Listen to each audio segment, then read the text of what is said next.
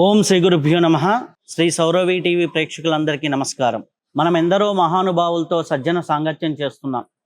ఈరోజు మన అదృష్టం స్వతంత్ర పీఠాధిపతులైనటువంటి శ్రీ శ్రీ పుష్పగిరి పీఠం శంకర పీఠాల్లో ఒకటి, తెలుగు రాష్ట్రాల్లో ఉన్నటువంటి ఏకైక శంకర పీఠంగా మనం చెప్పవచ్చు. పుష్పగిరి పీఠం అనగానే మనకి పంచనదుల సంగమం అని, పుష్పగిరి పీఠం అనగానే అమృత సరస్సు అని, పుష్పగిరి పీఠం అనగానే శైవము వైష్ణవము కలిసినటువంటి ప్రదేశం అని, పుష్పగిరి పీఠం అనగానే అంతరాలయాలతో కూడిన 108 ఆలయాలు కలిగినటువంటి అద్భుతమైన క్షేత్రమని, ఇలాగే పుష్పగిరి పీఠం అనగానే అద్వైతము శంకర తత్వము రెండూ కలిసినటువంటి పీఠమని, ఇలా అనేక విషయాలు మన అందరికీ తెలుసు. అటువంటి పీఠాధిపతులైనటువంటి స్వామివారితో మనం ఇప్పుడు సజ్జన సాంగత్యం చేయటం అనేది మన అదృష్టం. అది శంకర పీఠాల్లోనే స్వతంత్ర పీఠమైనటువంటి పుష్పగిరి పీఠాధిపతులు శ్రీ శ్రీ శ్రీ విద్యాశంకర భారతీ స్వాముల వారితో మనం ఇప్పుడు సజ్జన సాంగత్యం చేసే భాగ్యం కలిగింది. నమస్కారం స్వామీజీ. అయ్యా నారాయణ, మాకు ఈ అవకాశం ఇచ్చినందుకు చాలా చాలా కృతజ్ఞతలు. అవకాశం శివాజ్ఞ. శివశాసనంతో లోకంలో సత్సంగం ద్వారా నిస్సంగం, నిస్సంగం ద్వారా నిర్మోహత్వం, నిర్మోహత్వం ద్వారా లోకానికి నిశ్చలతత్వం కుదరాలని పీఠాల యొక్క ఆశయం. అదే శివశాసనం. ముందు తొలుతగా ప్రార్థనతో ప్రారంభం చేద్దాం. శంకరం శంకరాచార్యం కేశవం బాదరాయణం సూత్రభాష్య కృతౌ వందే భగవంతో పునః పునః. శృతిస్మృతి పురాణానాం ఆలయం కరుణాలయం నమామి భగవత్పాద శంకరం లోకశంకరం. సత్యజ్ఞాన సుఖస్వరూపమమలం క్షీరాబ్ది మధ్యస్థితం యోగారూఢమతిప్రసన్నవదనం భూషా సహస్రోజ్వలం త్రిక్షం చక్రపినాకసాభయకరాన్ బిభ్రాణమర్కచ్ఛవిం ఛత్రీభూతఫణీంద్రమిందుధవళం లక్ష్మీనృసింహం భజే. నారాయణ సమారంభాం శంకరాచార్య మధ్యమాం అస్మదాచార్య పర్యంతాం వందే గురు పరంపరాం. శ్రీ గురుభ్యో నమః. హరి ఓం. స్వామీజీ, మనకి ఉపనిషత్తులు గురించి మనం వింటూ ఉన్నాం. ఉపనిషత్తులు అనేవి మనకి అందరూ స్వామీజీలు అందరూ ప్రస్తావిస్తున్నారు. ఈ ఉపనిషత్తుల ఆవిర్భావం అనేది ఎక్కడ జరిగింది? అసలు ఉపనిషత్తులు అనేవి మనకి ఎప్పటి నుంచి రావటం అనేది జరిగింది? వేదం అంటే భగవంతుని దగ్గర నుంచి, వ్యాసుల వారి దగ్గర నుంచి వచ్చింది అనేది ఉంది. ఉపనిషత్తులు అంటే ఒక్కొక్కరు సంవాదం లాగా, ఇప్పుడు ప్రస్తుత కాలంలో చూసుకుంటే ఇంటర్వ్యూస్ లాగా ఉపనిషత్తులన్నీ ఆ రోజుల్లో ఉన్నాయి. కొంతమంది ఏమో చాలా ఉపనిషత్తులు ఉన్నాయి, కొంతమంది ఏమో ఇన్నే ఉన్నాయి, కొంతమంది దశ ఉపనిషత్తులు అని ఇట్లా చెప్తూ ఉంటారు కదా. అసలు ఉపనిషత్తుల ఆవిర్భావం అనేది ఎలా జరిగింది? అసలు ఉపనిషత్తు అని దేనిని అంటారు? అలాగే ఉపనిషత్తుకి ఏమైనా ప్రామాణికం ఉందా? అది ఎన్ని ఉన్నాయి, ఎలా ఉన్నాయి? ఈనాటి సమాజానికి కావలసినటువంటి ఒక తీరని కోరికగా ఉన్నటువంటి ప్రశ్నకు సమాధానంగా మీరు ఈ ప్రశ్న అడగటం, తప్పకుండా దాన్ని మనం విచారించవలసినటువంటి ప్రాముఖ్యత అందులో శంకరపీఠాలకు చాలా అవసరం. ఉపనిషత్తులు అనేటివి వాటికి కాలప్రమాణం లేదు. వేదము అంటే అపౌరుషేయం, నహి వేదో పురుష నిర్మిత అని మనకు ప్రమాణం. అవి ఆకాశం, శబ్దం, ఇది చాలా అంతర్లీనమై దాని విచారం చాలా గహనంగా ఉన్నటువంటి వ్యవహారమైన 2 వాక్యములు వేదం గురించి చెప్తే ఉపనిషత్తుల గురించి అర్థమవుతాయని మేము ప్రారంభం చేస్తున్నాం. మీమాంసా శాస్త్రాన్ని మనం ప్రమాణంగా తీసుకున్నట్టయితే, తీసుకుంటే వేదం అనేటువంటిది శబ్దము అనేటువంటి దానికి అనంతం. ఆ శబ్దము వేదరాశిగా పిలవబడుతున్నప్పుడు, అది అనంతమైనప్పుడు వేదాంతము అంటాం. అంటే వేదము యొక్క చివరి భాగములు అవి ఉపనిషత్తు. కాబట్టి ఎన్ని ఉపనిషత్తులు ఉన్నాయి, ఇవి 10 ఉపనిషత్తులు దశోపనిషత్తులే ప్రమాణాలా అంటే కాదు. ఋగ్వేదం, శుక్ల యజుర్వేదం, కృష్ణ యజుర్వేదం, సామవేదం, అధర్వణ సంబంధమైనటువంటి వేదానికి మొత్తం కలిపి 10, 16, 32 ఈ సంఖ్యల్లో మొత్తం 108 ఉపనిషత్తులు ఉన్నాయని కొన్ని ప్రమాణాలు మనకు. అందులో ఋగ్వేదానికి సంబంధించి ఒక 10, శుక్ల యజుర్వేదానికి సంబంధించి ఒక 16, ఇట్లాగా సామవేదానికి కృష్ణ యజుర్వేదానికి సంబంధించి 32 ఉపనిషత్తులు, ఇట్లా కొన్ని ప్రమాణాలు మనకు తెలుస్తూ వస్తున్నాయి. అధర్వణ వేదానికి సంబంధించి 50 పైన ఉన్నాయి మొత్తం కలిపి. ఎందుకంటే ఇవి ఉపనిషత్తులు, ఉపోపనిషత్తులు అంటే కొన్ని కథాంశాలు, కొన్ని మంత్రభాగాలు, ఆ మంత్రభాగాలలో ఉపాసించవలసినటువంటి విధి విధానాలు అన్నిటినీ కలిపి వేదాంతముగా మనకు శాస్త్రం ప్రమాణంగా నిరూపిస్తున్నది. శాస్త్రవేత్తలైనటువంటి ఆచార్యులందరూ కూడా దీనిని ప్రమాణంగా తీసుకుంటున్నారు.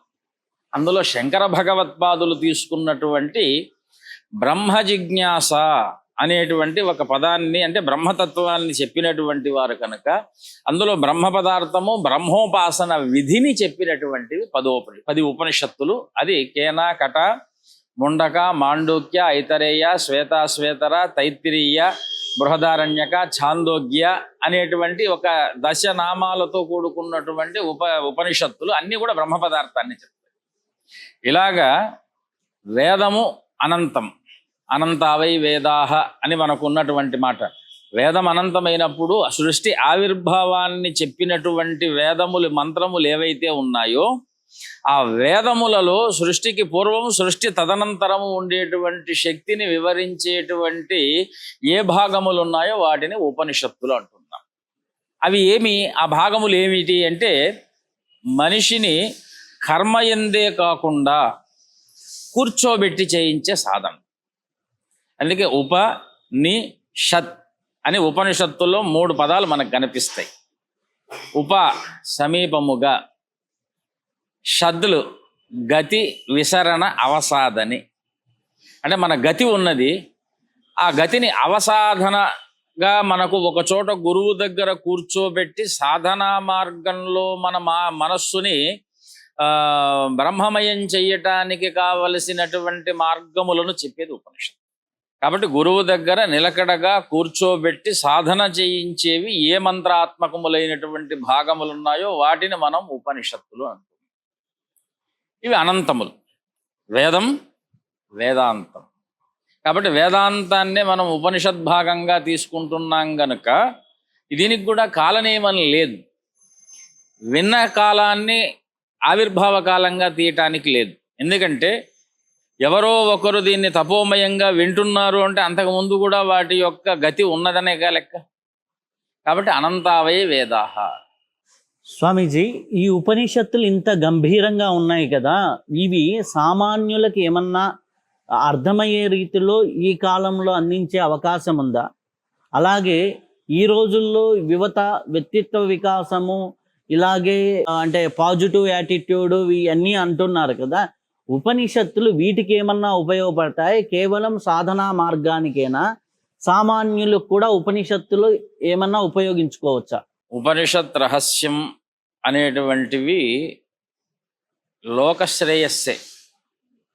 లోకంలో ఉన్నటువంటి ప్రధానంగా సకల జనక్షేమాన్ని కోరుకునేటువంటిది వేదం, ధర్మం, శాస్త్రం, ఇతిహాసం, పురాణం. ఈ 5 వేదము, ధర్మము, శాస్త్రం, ఇతిహాసం, పురాణం, ఈ 5 పంచభూతాలు, కనపడని పంచభూతాలు. పంచభూతాలతో సాధారణ జనానీకానికి ఎంత అవసరం ఉన్నదో వీటితో కూడా అంత అవసరం ఉన్నది. కాబట్టి కాకపోతే వీటిని అభ్యసించటానికి కావలసినటువంటి అర్హత ఉంది చూసారా, అది ఎవరికి వారు సముపార్జించుకోవలసింది. ఎక్కడ దేంట్లోనూ సులభం అనేటువంటి మార్గం మనకు కనపడదండి. ఎంత కాఠిన్యాన్ని, ఎంత తపస్సును మనం లోకంలో జీవితానికి అభ్యాసం చేస్తూ వెళితే అంత గొప్పవాళ్ళం అవుతాం. ప్రపంచంలో ఇది సామాన్య న్యాయం. మరి వేదం లాంటి మహోత్కృష్టమైన పదార్థంలో ఉపనిషత్ లాంటి తపోబలాన్ని సాధించాలి. వేదానికి 3 భాగాలు: 1 సంహిత, 2 బ్రాహ్మణం, 3 ఆరణ్యకం. ఆరణ్యకంలో ఉపాసనాకాండ, బ్రహ్మ విద్యలు రెండింటినీ కలిపి చెప్తారు. వేదములో ఉండే సంహిత భాగం ఎప్పుడు కర్మను సూచిస్తుంది. కర్మ 2 రకాలు: యజ్ఞకర్మ, బ్రహ్మకర్మ. బ్రాహ్మణ భాగములన్నీ కూడా విధి విధానాలను సూచిస్తాయి. ఆరణ్యక భాగమంతా కూడా ఉపనిషత్తుల్ని, బ్రహ్మ విద్యను సూచిస్తుంది. ఎందుకంటే ఇది చాలా గట్టిగా ఉన్న సబ్జెక్టు, అంత తొందరగా బద్దలే ఎదుటి వారికి అర్థం కాని సబ్జెక్ట్. అపార్థం చేసుకుంటే మాత్రము అనర్థాలు జరిగే అవకాశాలు ఉన్నాయని ఉపనిషత్తుని గంభీరంగా, రహస్యంగా, జిజ్ఞాస కలిగి 10 సార్లు విద్యార్థిని పరీక్ష చేసి దాని యొక్క అంతర్లీనమైనటువంటి రహస్యాలు బోధించటము అనేది సముచితంగా పూర్వుల నుంచి వస్తున్నటువంటి మాట. ఒక చిన్న మాట మనం అనుకోవాలి ఈ సందర్భంలో. జనానీకానికి ఉపయోగము అంటే పాలించే రాజు ఒకడు సమర్థవంతుడైతే జనమంతా ప్రశాంతంగా ఉంటారు. ఇది అంత ఇప్పుడు ఉన్నటువంటి వేగమైన ప్రపంచంలో ఆర్జన, భుక్తి, జీవితము వేగంగా ఉన్నటువంటి కాలంలో ఉపనిషత్ సాధన అనేటువంటిది అతి నిదానంగా సాగే ప్రక్రియ. ఓపిక, శ్రద్ధతో కూడుకున్నటువంటి ప్రక్రియ. దీన్ని సాధించగలిగిన సామర్థ్యం ఉన్న వారికి ఇది యోగ్యమే. అందుకే దానికోసం సర్వసంగ పరిత్యాగం చేయాలి అని అంటున్నారు. సంఘ పరిత్యాగం చేస్తే తప్ప, సంఘ పరిత్యాగం చేయటం అంటే సంఘాన్ని వదిలి వెళ్ళిపోవటం కాదు, సంఘము కొరకు తపస్సు చేయాలి. తపో సిద్ధి కలిగిన తర్వాత సంఘానికి దాన్ని ఉపయోగపడిస్తేనే మోక్షం అనేది సిద్ధిస్తుంది. ఇది మనకు పురాణాల్లో చెప్తున్నటువంటి మాట. ఈనాటికి వశిష్ఠ, వామదేవ, జాబాల, కాత్యాయనాది మహర్షులందరూ, కశ్యపాది మహర్షులందరూ కూడా తపస్సు చేసి లోకానికి వారి తపోశక్తిని దారపోయటం వల్లనే వారికి నక్షత్ర మండలాది బ్రహ్మ ఋషిత్వాలన్నీ ఏర్పడ్డాయి. కాబట్టి సంఘహితం లేకుండా కేవలం ముక్కు మూసుకొని ఉపాసన చేసినంత మాత్రం చేత మోక్షం వస్తుందనేటువంటి మాట ఉపనిషత్తుల్లో చెప్పరు. అందరూ చేయటానికి వారి వారి జన్మ, కర్మ, ప్రారబ్ధాది గుణముల చేత దాన్ని మనం ఎంపిక చేసుకోవాలి తప్ప వీరి పనికొస్తారు, వీరి పనికిరారు అని కేవలం మనిషిని చూసి చెప్పటం కాని పని. కాబట్టి ప్రతి ఒక్కరికి ఉపనిషత్ వాక్యంలో చాలా అద్భుతమైనటువంటి వాక్యాలు ఉన్నాయి, నిత్య ఆచరణీయమైనటువంటి వాక్యాలు ఉన్నాయి. ప్రతి ఒక్కరూ దాన్ని పాటిస్తే ఈరోజు సంఘంలో చాలా శాంతి ఉంటుంది. ఆ వాక్యముల్ని పాటించకపోవటం వల్ల ఈరోజు అల్లకల్లోలత వస్తుంది. దానికి మనం తదనంతర కాలంలో వచ్చే ప్రశ్నల్లో దీని గురించి మనం మాట్లాడదాం. స్వామీజీ, ఉపనిషత్తులు గురించి ఇట్లా ఉంటే ఆగమాలు ఏం చెబుతున్నాయి? ఆగమాలకి ఉపనిషత్తులకి వ్యత్యాసం ఏంటి? మీకు చెప్పా ఇందాకే 5 ఉన్నాయి మనకు. వేదం, ధర్మం, వేదోకిలో ధర్మం మూలం, వేదము, ధర్మం, పురాణం.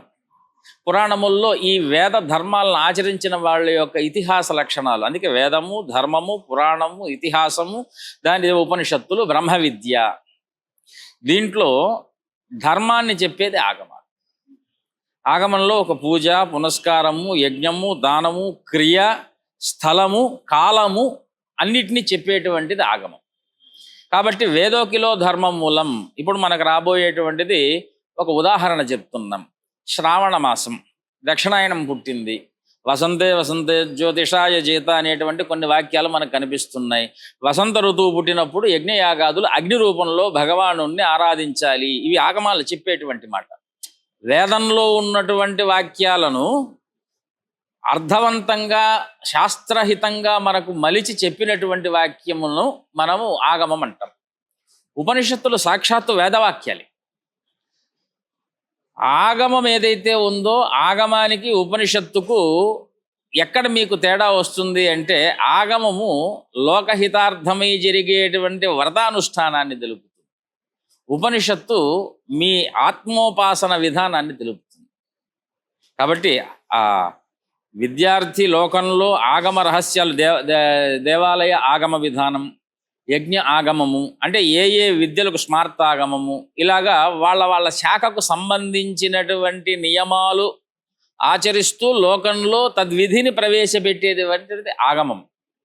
బ్రహ్మ విద్యను ఉపాసింపజేసేటువంటిది ఉపనిషత్తు. అయితే స్వామీజీ, అది ఆగమం, ధర్మం. ఉపనిషత్తు సాక్షాత్తు వేదం. వేదాంతం.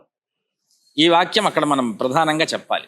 స్వామీజీ, ఇంత అంటే ఉత్కృష్టమైనటువంటి వేద విద్య, ఇంత సనాతనమైనటువంటి వేద విద్య, ఇంత విలువైనటువంటిది అని మనం అందరం చెప్పుకుంటున్నాం. పీఠాధిపతులు అందరూ కూడా సెలవిస్తున్నారు. ప్రతి ఒక్కరూ కూడా మన సనాతన ధర్మం అంత గొప్పది లేదు, సనాతనంగా ఉంది అని చెప్తూ ఉన్నారు. కానీ ఇంత సనాతనమైనటువంటి ఈ ధర్మము ఏదైతే ఉందో ఎందుకు ప్రపంచ ప్రాచుర్యం అనేది పొందలేకుండా ఉన్నది? అంటే అనేక దేశాల్లో ఎక్కువ ఈ సనాతనాన్ని ఆచరించే వాళ్ళ సంఖ్యాబలం పరంగా చూసుకుంటే కేవలం భారత్, నేపాల్ ఇటువంటి దేశాల్లో ఎక్కువ ఉంది, కొన్ని దేశాల్లో కొద్దిగా పర్సంటేజ్లో ఉంది. ఒకటి విలువైనది ఉన్నప్పుడు అందరూ పట్టుకోవాలి కదా. ఇప్పుడు ఒక వజ్రం ఉందనుకోండి, నా దగ్గర కావాలంటారు. ఇంత విలువైన జ్ఞానాన్ని ఎందుకు ప్రపంచ ప్రాచుర్యం అనేది పొందకుండా ఇక్కడే ఆగిపోవలసి వచ్చింది? దీని ప్రపంచ ప్రాచుర్యం ఎందుకు పొందలేకపోతుంది? దాంట్లో సమాధానం మీ వాక్యంలోనే సమాధానం చెప్పారు. ఒక వజ్రం ఉంది, ఈ వజ్రాన్ని నా దగ్గర ఉండాలి అని ప్రతి ఒక్కడు అనుకుంటాడు. కానీ బలవంతుడి దగ్గర వజ్రం, ఎవడు బలవంతుడో ఎవడు అదృష్టవంతుడో ఇక్కడ బాగా గమనించారా? అలాగనే ఈ సనాతన ధర్మం అనేటువంటి ఒక వజ్రము ఇక్కడ బలంతో సంబంధం లేదు, అదృష్టంతో సంబంధం లేదు, మనస్సు యొక్క నిదానం మీద ఆధారపడి.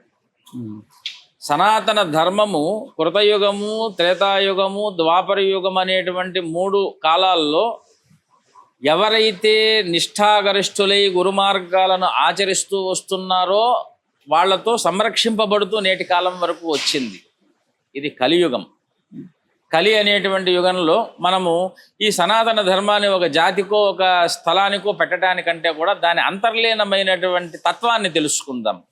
ధర్మము అంటే ఆచరించదగింది, ఆ ఆచరణలో మనము పెట్టవలసినది అనేటువంటి నిశ్చయాత్మకమైనటువంటి శబ్దం. ధర్మం ఎన్ని రకాలు అంటే దేశకాల దేహధర్మాదులు. దేశధర్మం, దేహధర్మం, కాలధర్మం. ఈ 3 మేము ఎప్పుడూ కూడా ప్రవచనంలో చెప్తూ ఉంటాం. దేశధర్మము, కాలధర్మము, దేహధర్మము 3 ఒకటి కాదు. ఇప్పుడు మీరు వార్ధక్యంలో ఉన్నారు, యవ్వనంలో చేయవలసిన ధర్మాన్ని చేయమంటే చేయలేరు. అప్పుడు ధర్మశాస్త్రం మీకు చెప్తుంది, వార్ధక్యంలో ఉన్నా, అనారోగ్యంలో ఉన్నా, యాత్రాకాలంలో ఉన్నా మీకు కొన్ని మినహాయింపులు ఉన్నాయి. దేశధర్మం చెప్తున్నది, దేశధర్మము మాతృదేశ సంప్రదాయ రక్షణార్థము ప్రాణాన్నైనా కూడా త్యాగం చేయవలసింది. ఇది దేశధర్మం చెప్తున్నటువంటి. కాలధర్మం, కాలానికి వ్యతిరేకంగా మనం వెళ్ళేటువంటి పరిస్థితి లేదు. ఈరోజు కలియుగం అంటే వేగయుగం. వేదము, సనాతన ధర్మము ఎప్పుడూ వేగాన్ని చెప్పదు. ఉపనిషత్తుల్లోనే మనకు ఒక మాట చెప్తూ ఉన్నారు, ఏమిటి? పరీక్షలోకాన్ కర్మచితాన్ బ్రాహ్మణో నిర్వేదమాయాన్ నాస్త్య కృతేన తద్విజ్ఞానార్థం సద్గురుం ఏవ అభిగచ్చేత్ సమిత్వాని శ్రోత్రియం బ్రహ్మనిష్టం అని మనకు మునగోపనిషత్తులో కనిపిస్తుంది. అంటే అర్థం ఏమిటి? లోకాలన్నిటినీ కూడా మనం బాగా అర్థం చేసుకోవటానికి, అన్నిటినీ చూసి దీంట్లో సత్యమైనటువంటి పదార్థము యొక్క వివేకము కొరకు బ్రాహ్మణాదులైతే వాళ్లకు శాస్త్రాధ్యయనం చేయటానికి కారణం అక్కర్లేదు. కేవలం జాతమాత్ర ఉపనయన సంస్కారాదుల చేత గురువు గారి దగ్గరికి వెళ్ళి వేదాధ్యయనాది చెయ్యాలి. ఈరోజు కాలవేగం మనల్ని గురువు దగ్గర కూర్చోబెట్టడమే కష్టంగా ఉన్నది. ఇక అధ్యయన కాలం బహుదీర్ఘకాలం. ఆ అధ్యయన కాలంలో మనకు కేవలం వాక్యమాత్రం చేత, శబ్దమాత్రం చేత విద్యను గ్రహిస్తున్నాం. ఇంకా దాని తదర్థ ప్రతిపాదకముల చేత అభ్యాసం కావాలి అంటే ఒక జీవితకాలం కలియుగంలో మనిషికి సరిపోవట్లేదు. అందులో వేగం, పోటీ ప్రపంచం ఇన్ని రకాలుగా ఉండి నిదానాన్ని ప్రదర్శించేటువంటి ధర్మం సనాతనము అంటే ముందు పూర్వం ఎలా ఉన్నదో నేటికి కూడా మార్పులు లేకుండా అలాగనే సాధన చెయ్యాలి అనేటువంటి స్థితిని చెప్పేది సనాతనం. ధర్మము కర్మ బ్రహ్మస్వరూపము. ధర్మము అంటే కర్మే, ఏది ఆచరించాలి ఏది ఆచరించకూడదని చెప్పేది ధర్మం. ఇది కర్మ బ్రహ్మస్వరూపం. నువ్వు జీవితంలో నీ యొక్క గతిని బ్రహ్మ పర్యంతము నడపటానికి ఉపయోగపడేది, ఆ తరువాత ఉపయోగపడేదాన్ని ధర్మం అంటున్నాం. అనాదిగా ఏదైతే ఈ ఆచార వ్యవహారాలు వస్తున్నాయో వాటిని తప్పకుండా ఉండేదాన్ని సనాతన ధర్మం. ఇది చాలా విలువైంది. దీనికి ఒక వజ్రానికి అదృష్టము బలము రెండూ తోడైతే అది మీకు ఎలా దక్కుతుందో, ఇక్కడ గురువు సహనము అనే 2 గుణాల చేత మనము ఆ యొక్క సనాతన ధర్మాన్ని అభ్యాసంలో పెట్టుకోవాలి. అందుకే ఒక ఉపనిషత్తుకు శాంతవాక్యం కృష్ణయజుర్వేదానికి చెప్తారు, సహనా భవతు సహనౌ భునక్తు సహ వీర్యం కరవావహై తేజస్వినావధీతమస్తు మా విద్విషావహై అని.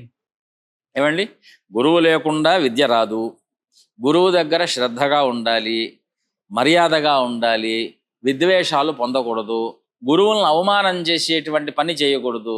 శిష్యుల మీద విరక్తి భావంతో గురువులు ఉండకుండా ఇద్దరూ కూడా ఆ సరస్వతీదేవి యొక్క అద్భుత ఆనందరసాన్ని విద్యారూపంలో పొందినప్పుడు లోకంలో శాంతి శాంతి శాంతి. ఇంత విలువైనటువంటి సాధన చాలా కొంతమందికి జన్మాంతరాలు పడుతుంది. భాగవతం తీసుకుంటే జడభరతుడు సాధన కోసం రాజ్యాన్ని పరిత్యజించి అడవుల్లో అరణ్యంలో సాధన చేసుకుంటూ ఒక జింక యొక్క చిన్న పిల్లను పోషించటం అనేటువంటి వ్యామోహంలో పడి, ఆ తర్వాత మళ్ళీ జింకగా పుట్టి, మళ్ళీ ఆ తర్వాత మళ్ళీ జన్మెత్తి, ఆ జన్మలో తనకు పూర్వజన్మ సాధనా బలం చేత కలిగినటువంటి జ్ఞానము చేత పూర్వజన్మ స్మృతి ఉండి ఆ జన్మలో జడుడిగా ఉంటూ ఏ కర్మలు చేయకుండా ఒక రాజుగారికి ఆ జ్ఞానాన్నంతా ఉపదేశించిన తర్వాత ఆయనకు మోక్షం వచ్చినట్టుగా మనకు భాగవత ప్రమాణం.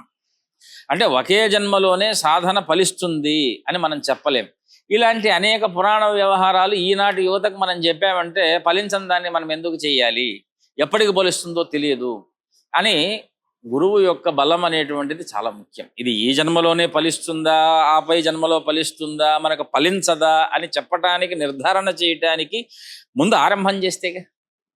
కొంతమందికి కేవలం స్మరణ మాత్రం చేతనే పక్వమైనటువంటి కథలు ఎన్నో ఉన్నాయి, మనకు పురాణాలు ఉన్నాయి. నామస్మరణాదుల వల్ల, మంత్రోపాసన బలం వల్ల, ధ్యాన యోగాది సమాధి సాధనల వల్ల కలిగేటువంటి ఉత్కృష్ట ఫలితాలు చెప్పారు. కాకపోతే సగం చిత్తం ఇటువైపు సగం చిత్తం ఇటువైపు లేకుండా పూర్ణ చిత్తాన్ని ఒకచోట పెట్టి తపస్సుని సాధిస్తే అది ఎక్కువ కాలం పట్టదు. ఎవరికి ఎక్కువ కాలం పడుతుంది సాధనలో? అన్నిటి యందు చిత్తభ్రంశం కలిగినటువంటి వారికి, కొద్దిగా చేసి ఆరంభం చేసి ఆపేస్తున్నటువంటి వారికి, వేగం కలిగినటువంటి ఉద్వేగం కలిగినటువంటి వారికి ఆ ఉద్వేగము కోపము అన్నిటినీ ఉపశమింపచేసేటువంటి తత్వాన్ని చెప్పేది ఉపనిషత్తు. స్వామీజీ, ఇంత ఉత్కృష్టమైనటువంటి ధర్మము ఎక్కడైనా సరే కుటుంబం నుంచే ప్రారంభం అవ్వాలి. కుటుంబంలో ఎక్కడైనా సరే ఏ బ్రాహ్మణ కుటుంబంలో జన్మించినా లేదా ఇతర కుటుంబాల్లో జన్మించినా, ఎక్కడ జన్మించినా కానీ ఆ ధర్మం యొక్క విలువ తెలియాల్సింది తల్లిదండ్రుల దగ్గరే. కుటుంబంలో ఈ సనాతన ధర్మాన్ని నేర్పించాలి అంటే ఎటువంటి పరిస్థితులు కలిగి ఉండాలి? తల్లిదండ్రులు ఎట్లా బిడ్డలకు అందజేస్తే కుటుంబం నుంచే ఈ ధర్మ విషయాలు బయటికి వస్తాయి? లేకపోతే వాళ్ళు పుట్టిన దగ్గర నుంచి ఏ కార్పొరేట్ ఎడ్యుకేషను, ఏ కార్పొరేట్లో ఉంటేనే వాళ్ళకి ఇది ఒకటి ఉంది అనే విషయాలు కూడా తెలియని పరిస్థితి ఉంటుంది. కాబట్టి కుటుంబ పాత్ర ఏంటి సనాతన ధర్మంలో? ఈ విషయంలో మేము చాలాసార్లు చాలా చోట్ల టీవీల్లో కూడా మేము చెప్పాము, అంటే మాధ్యమాల ద్వారా కూడా. కలియుగానికి పట్టినటువంటి ఒక పెద్ద శాపం ఉంది. అది ఏమిటి అంటే, పూర్వము సమైక్యంగా ఉన్న కుటుంబం ఉండేది. చిన్న తాతలు, అమ్మమ్మలు, మామలు, చిన్నాన్నలు, పెద్దనాన్నలు అందరూ ఒక కుటుంబంలో ఉండేవారు. ఇప్పుడు ఈజీ ఫ్యామిలీ టైప్ వచ్చేసింది. అంటే సుఖంగా ఉండాలి. ఎప్పుడైతే కుటుంబం చిన్న భిన్నమవుతుందో, ఒక రాజ్యంలో భేదం ఏర్పడుతుందో ఆ రాజ్యం బలహీనపడిపోతుంది. కుటుంబం ఎప్పుడైతే భాగాలుగా మారిపోతుందో ఆ కుటుంబంలో నైతిక విలువలు తగ్గిపోతాయి. ఇప్పుడు ఎవరికి వారికి ఫ్యామిలీలు, ఎవరికి వారి అపార్ట్మెంట్.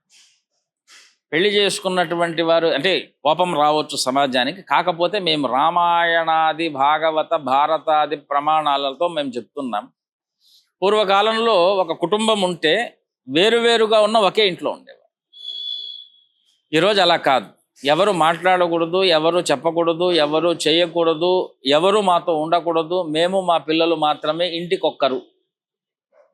ఆ ఒక్కరిని కూడా తీసుకొని వెళ్ళి మీరు అన్నట్టుగా కార్పొరేట్ సొసైటీ స్కూల్స్లో వేయటం. ఆ కార్పొరేట్ స్కూల్స్ ఎలా ఉంటున్నాయి? మన మతాన్ని తప్ప మన ధర్మాన్ని తప్ప మిగతా అన్నిటినీ చెప్పే పరిస్థితి. స్కూల్లో చెప్పింది వాళ్ళకి ప్రమాణం. ఇంటికి వచ్చి తల్లిదండ్రులు సాఫ్ట్వేర్లో ఇంకో చోట ఉద్యోగాలు చేస్తుంటారు. వీళ్ళు పిల్లలకి ధర్మాన్ని చెప్పేటువంటి పరిస్థితి లేదు. పోనీ పూర్వకాలంలాగా తాత, అమ్మమ్మ, నాన్నమ్మ వీళ్ళు ఎవరైనా దగ్గర ఉండి వాళ్ళకి ఏమైనా కాస్త ఈ ధర్మాన్ని చెప్తున్నారా? వాళ్ళు కూడా వాళ్ళ మాటలు కూడా వినే పరిస్థితి లేదు. ఎప్పుడో సంవత్సరానికో 2 ఏళ్లకో 3 ఏళ్లకో వాళ్ళ మాటలు విని వాళ్ళు ఏదైనా చెప్తే ఇవన్నీ కూడాను వీళ్ళు దాన్ని ఏమంటారు, పాత చింతకాయ పచ్చడిలా మాట్లాడుతున్నారంటారు. దీనికి ప్రధానంగా మూలమైన సిద్ధాంతం ఏమిటంటే వసుదైక కుటుంబకం. కేవలం వసుదంతా ఒకటే కుటుంబం అన్నప్పుడు మన ఇంట్లో ఉన్నటువంటి వాళ్ళ విలువల్ని మనం ఎలా కాపాడుకోవాలి అనేటువంటి విషయం వేదం కూడా చెప్తుంది. ఇంట్లో 10 మంది సంతానం ఉన్నారు అంటే 10 మందికి ఒకే విద్య రాదండి. 10 విద్యల్లో ఉత్తీర్ణులై ఉంటారు. ఇంట్లో పెరిగే సంతానం కూడా 10 విద్యల యందు నిష్ణాతులై ఉంటారు. ఈరోజు ఆ పరిస్థితి మనకు కనపడదు. పోటీ ప్రపంచంలో ఒకే ఉద్యోగము, ఒకే పోటీ, ఒకే విద్య. అంటే ఏదో బాహికంగా ఉద్యోగాలు వెళ్ళాలి, దానికి తగ్గటువంటి చదువులు చదువుకోవాలి, పోటీలోనే బతకాలి. ఇది ప్రధానంగా కుటుంబంలో లోటుగా కనిపిస్తున్నటువంటి ఒకానొక కారణం.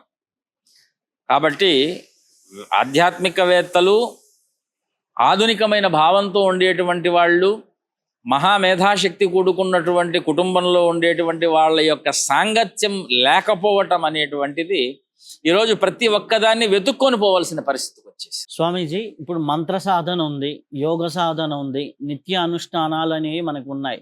ఇవన్నీ ఎందుకు చేయవలసిన అవసరం ఏముంది? అది చేస్తే అంతర్గతంగా ఎటువంటి మార్పులు వస్తాయి మనిషి జీవితంలో? ఇప్పుడు చాలామంది మనం ధ్యానం చేసుకో అంటే దాని బదులు 1 గంట ఎక్కడన్నా పార్ట్ టైం జాబ్ చేస్తే సరిపోతుంది కదా అనే రోజులు వచ్చాయి. సో ఈ అనుష్ఠానానికి, మంత్ర సాధన అనుష్ఠానం కానివ్వండి, మామూలుగా నిత్య సంధ్యాదులు కానివ్వండి, ఇటువంటి అనుష్ఠానాలు చేయటం వల్ల మనకి అంతర్గతంగా వచ్చేటటువంటి మార్పులు ఏంటి? అవి భౌతికంగా కూడా ఎలా ప్రస్ఫుటం అవుతాయి? దానివల్ల అంతర్గతంగాను బాహ్యముఖంగాను ఎటువంటి ప్రయోజనాలు పొందవచ్చు? మంత్ర సాధన, యోగ సాధన, నామస్మరణ, తర్వాత అధ్యయనం, భోజనం, ఇవన్నీ కూడా దానం, ఇవన్నీ కూడా పంచమహాయజ్ఞాలలో ఒకటిగా మనకు వేదం చెప్తున్నట్టు. పంచవాయతే మహాయజ్ఞాః అని. మనుష్య యజ్ఞము, భూతయజ్ఞము, బ్రహ్మయజ్ఞము, పితృయజ్ఞము, దేవయజ్ఞం. ఏమండి? మంత్రాలు 2 రకాలు. కర్మను సూచించేవి, ఆత్మను తరింపజేసేవి. ఆత్మను తరింపజేసే మంత్రాలు గురువుముఖత మనం ఉపదేశం తీసుకొని మౌనంగా మనం వాటిని స్మరణగా పెట్టి ధ్యానంగా మార్చుకొని ఆత్మస్థితిలో దాన్ని దర్శించటం అనేటువంటిది యోగ సాధన. ఉపనిషత్తులో మనకు తైత్రీయ ఉపనిషత్తుల్లో 3 ఉపనిషత్తులు ప్రధానంగా శిక్ష, భృగు, ఆనంద అని కనిపిస్తాయి. దీంట్లో ఆనందవల్లి అనేటువంటి దాంట్లో 5 శరీరాలు మనకు పంచకోశాలుగా చెప్పబడుతోంది. అన్నమయ, మనోమయ, ప్రాణమయ, మనోమయ, విజ్ఞానమయ, ఆనందమయ. ఏమండి? ఆనందమయ కోశం చివరిగా తీసుకుందాం. ఎంతమంది ఆనందంగా ఉన్నారు? ఆ ఆనందాన్ని వెతుక్కోవటానికి సత్యం తెలిస్తే తప్ప మీకు ఆనందం రాదు. సత్యాత్మారామం మన ఆనందం శాంతి సమృద్ధం అమృతం ఇది ప్రాచీన యోగ్యోపాస్వాన్ మంత్రం ఉన్నట్టు.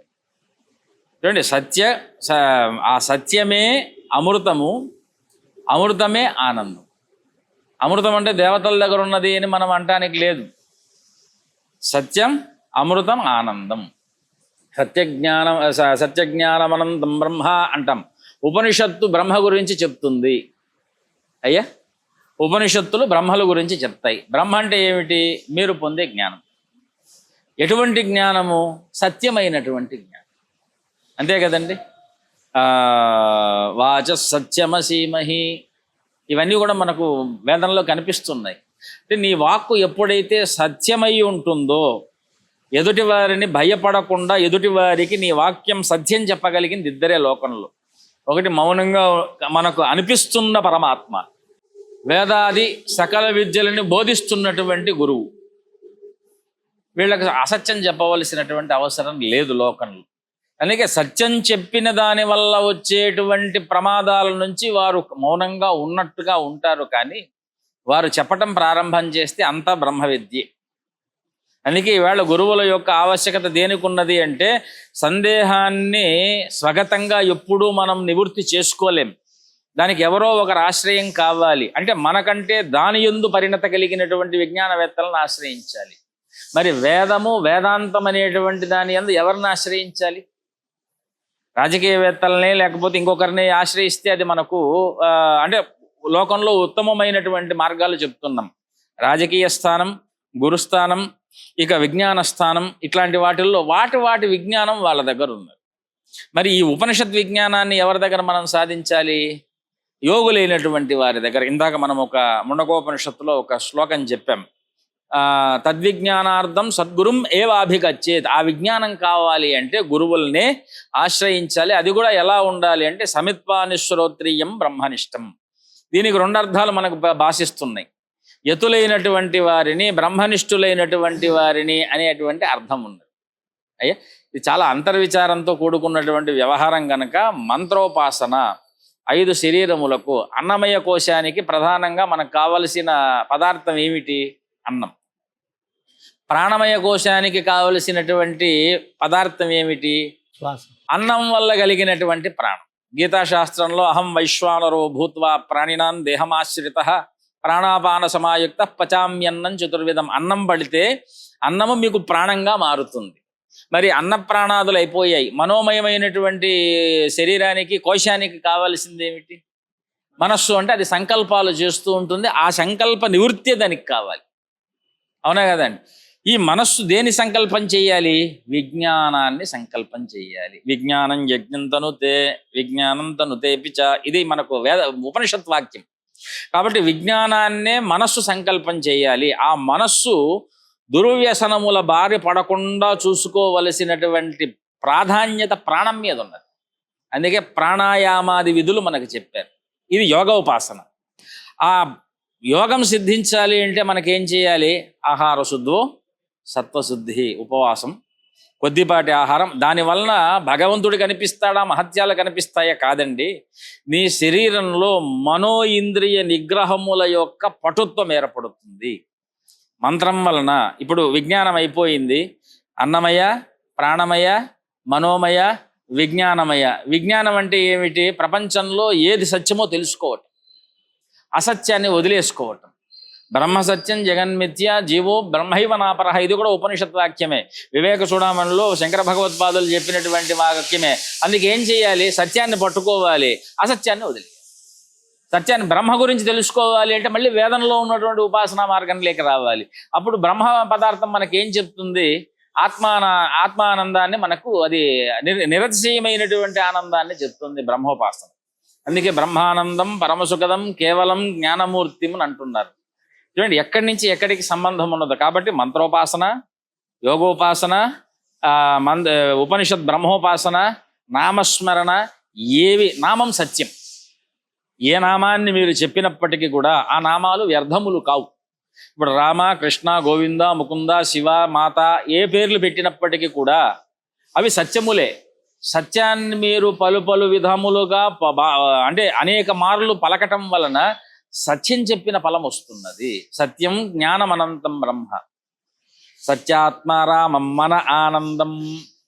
మనస్సు ఆనందము. సత్యము చెప్పటం వల్ల వచ్చినటువంటి ఆ ఆనందం ఉంది చూశారా? ఎన్ని సుఖాలు కూడా ఆ సత్యంతో సమానమైనటువంటి సత్యములు లోకంలో లేవు. ఇప్పుడు సరస్వతి, వాణి, లక్ష్మి, రమ, గౌరీ, ఉమా, ఏ పేర్లన్నా చెప్పండి, ఇవి జరిగినవి సత్యములైనటువంటివి. ఆ పేర్ల యొక్క తత్వములు ఉన్న పురాణంలో జరిగాయి లేవా పక్కన పెట్టండి. ప్రకృతిలో ఆ శక్తి ఉన్నది. ప్రకృతిలో ఆ శక్తి ఉన్నది కాబట్టి ఇక్కడ సత్యం అంటే అర్థం ఏమిటి? ఈ ప్రకృతిలో మొత్తం విశ్వబ్రహ్మాండాదుల యందు మీరు చెప్పేటువంటి శక్తి ప్రకృతిలో ఉంటే సత్యం. మీరు చెప్పినటువంటి శక్తిని ప్రకృతి ద్వారా మీరు పొందితే సత్యం. అందుకే తపస్సు అంటున్నాం. తపస్సు అంటే ఏం చేయాలి? ఇది కూడా ఉపనిషత్తులు అహం వృక్షశరీరివా కీర్తి పృష్టంగిరేరివా ఎట్లా చేయాలి? ఊర్ధ్వపవిత్రో వాజనీవ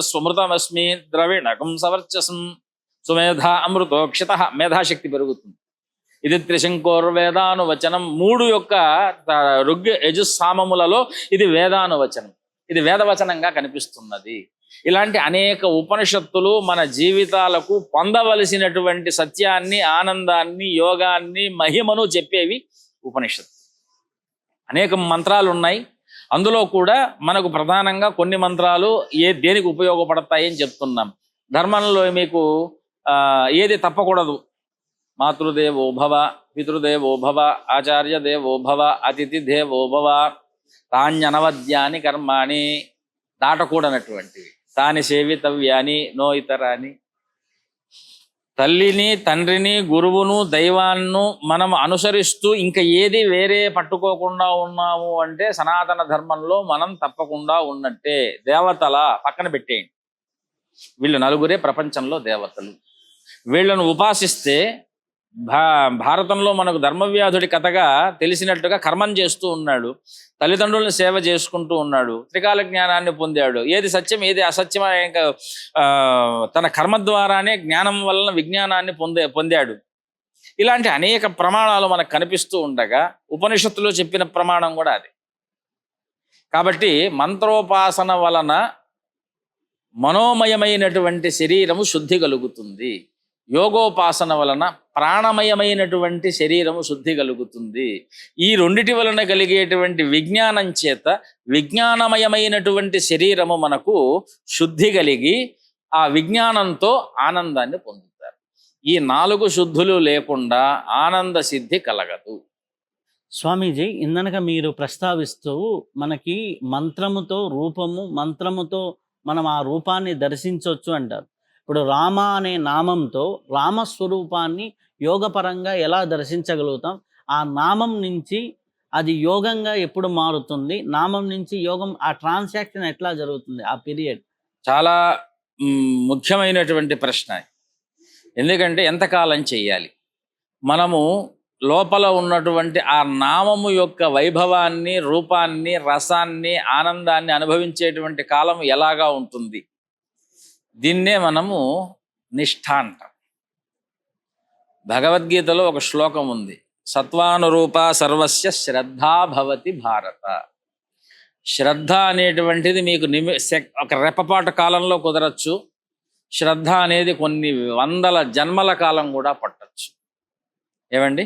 ఆ శ్రద్ధను కలగజేసేటువంటి గురుస్థానం ఏదైతే ఉన్నదో ఆ గురుస్థానం దగ్గర మనము శ్రద్ధను పొందటమే గురుస్థానము యొక్క ప్రధానమైనటువంటి ఉపయోగము, ఉపాసన. ఈరోజు గురుస్థానాలు దేనికి అంటే భిన్నమైపోయినటువంటి సంప్రదాయము, భిన్నమైపోతున్నటువంటి మానసిక సంపద. దీంట్లో శ్రద్ధ అనేటువంటి అఖండ విశ్వాసాన్ని కుదర్చటమే గురుతత్వానికి మూలం. ఉపాసన బలం చేత మీ శ్రద్ధను మీరు పెంపొందించుకుంటూ పూర్ణమదః పూర్ణమిదం పూర్ణాత్ పూర్ణముదచ్యతే పూర్ణస్య పూర్ణమాదాయ పూర్ణమేవావశిష్యతే. ఈ శ్లోకం ఉంది కదండి. అంటే మనం ఏం చేస్తున్నాము? పూర్ణంగా ఉన్న మనస్సు, పూర్ణంగా ఉన్న దేహాన్ని, పూర్ణంగా ఉన్న విజ్ఞానాన్ని విభాజన చేసేస్తాం. దాంట్లో భగవంతుడికి ఇంత స్థలం ఇచ్చాం. రామ ఎప్పుడు చేయాలి దీన్ని?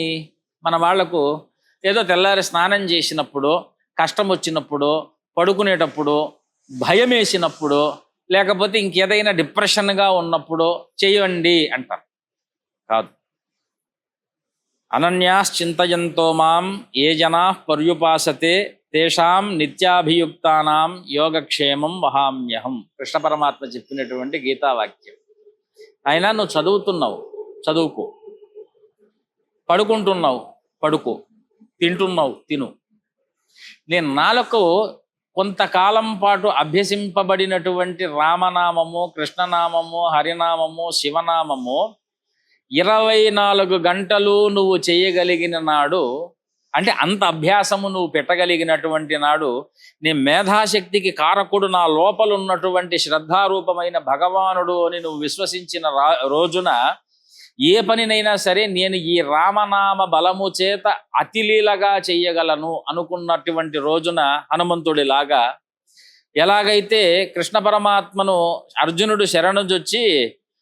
నా మనస్సు ఈరోజు చాలా దుఃఖానికి గురవుతోంది కృష్ణ, నన్ను ఏదైనా ఒకటి చేసి ఈ యొక్క మహావిపత్తు నుంచి కాపాడమని అర్జునుడిలా శరణజొచ్చిన రోజున ప్రహ్లాదుల్లా కేవలము మహామంత్ర పఠనము చేత తండ్రి చేసేటువంటి వికారపు పనులకు కూడా ఆయన నారాయణ నామస్మరణ చేతనే, అంటే వాసుదేవ నామస్మరణ చేతనే దీనికి సర్వము పరిష్కారం ఉన్నది అని విశ్వసించిన రోజున, తన భగవంతుడు తనను కాపాడుతాడు అని విశ్వసించిన రోజున 24 గంటలు కేవలం పరమాత్మను 10 నిమిషాలకో 15 నిమిషాలకో కాకుండా ప్రతి నిత్యము స్మరణ మనన అనేటువంటి దానిని ప్రతి కార్యంలోనూ నువ్వు సంయోగించిన రోజున మహత్యాన్ని తప్పక మనం చూస్తాం.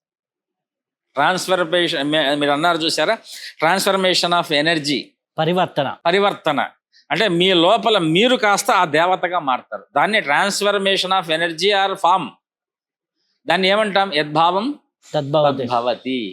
నీ లోపల భావమే నీ ఆత్మ, అందులో సందేహం లేదు. ఎందుకంటే ఈ భావము అనేటువంటి దాన్ని మనం ఎలా తీసుకోవాలి అని ప్రేరణ. మనం గాయత్రి మంత్రంలో ఒక మాట అంటాం, తన్నో బుద్ధి ప్రచోదయాత్ అని. అంటే లోపల బుద్ధి, ఇంద్రియాలు, మనస్సు, జ్ఞానము ఇవన్నీ ఉన్నాయి. అవి సహజంగా వాటిలో ఏదో ఒకటి ఉండటం వలన అవి పనిచేయట్లేదు, ఏదో ప్రేరణ చేస్తున్న దాని వలన కలుగుతుంది. ఆ ప్రేరణ దేని వల్ల కలుగుతున్నది? కర్మ వలన కలుగుతున్నది. ఈ కర్మను ప్రేరేపిస్తున్నటువంటి వారు ఎవరు? పరమాత్మ. అందుకే భవుడు ప్రేరేపిస్తున్నాడు కాబట్టి భావము. భవుడు ఎవరు? శంకరుడు. మీ భావనలో పరమాత్మ విష్ణువు ఉన్నాడు అంటే విష్ణువుగా భావించుకోండి. కాబట్టి మీరు ఏ నామాన్ని మనము ఆ భావ లోపల నుంచి ప్రేరణాత్మకంగా బలీయంగా వస్తున్న ప్రారంభ కర్మల యొక్క వేగం ఉన్నదో దాన్ని ఒక అస్త్రం, అది బుద్ధికి తాకితే కర్మ, దాన్ని పూర్వమే బుద్ధికి తాకటానికి పూర్వమే మనం దాన్ని అణచాలి అంటే ఏం చేయాలి? సాధన చేయాలి. ఒక ఆలోచన వస్తున్నదండి, ఇది వద్దు, శాస్త్రము ఆగమము దీన్ని నిషేధించింది, కానీ చెయ్యాలి చెయ్యాలి చెయ్యాలి అని పునఃపునః మనస్సులో నుంచి ఒక ప్రేరణాత్మకమైనటువంటి భావన. వద్దయ్యా అని పెద్దలు చెప్తున్నారు, వేదం చెప్తోంది, కాలం కూడా వద్దని చెప్తోంది, కానీ చేస్తాం. దీనికి కారణం ఏమిటి అంటే నియంత్రించలేనటువంటి ఇంద్రియ నిగ్రహత లేకపోవడం. అంతే కదండి, నియంత్రించే ఇంద్రియ నిగ్రహం లేదు. అప్పుడు మనం ఏం చేయాలి? నామస్మరణాద్ అన్యోపాయం నహి పశ్యామో భవతరణే.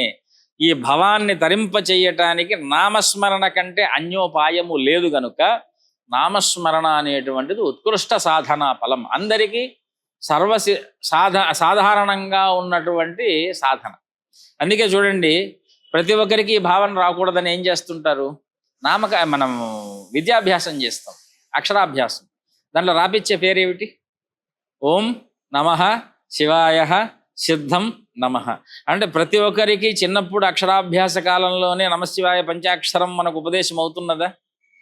ఇంక అక్కడ ఆ నామస్మరణ చేసుకుంటూ గురుతత్వాన్ని పొందటానికి మళ్ళీ వీరు ఇది చేశారు, వాళ్ళు అది చేశారు, మాకేం చెప్పలేదనేటువంటి భావన ఎందుకు?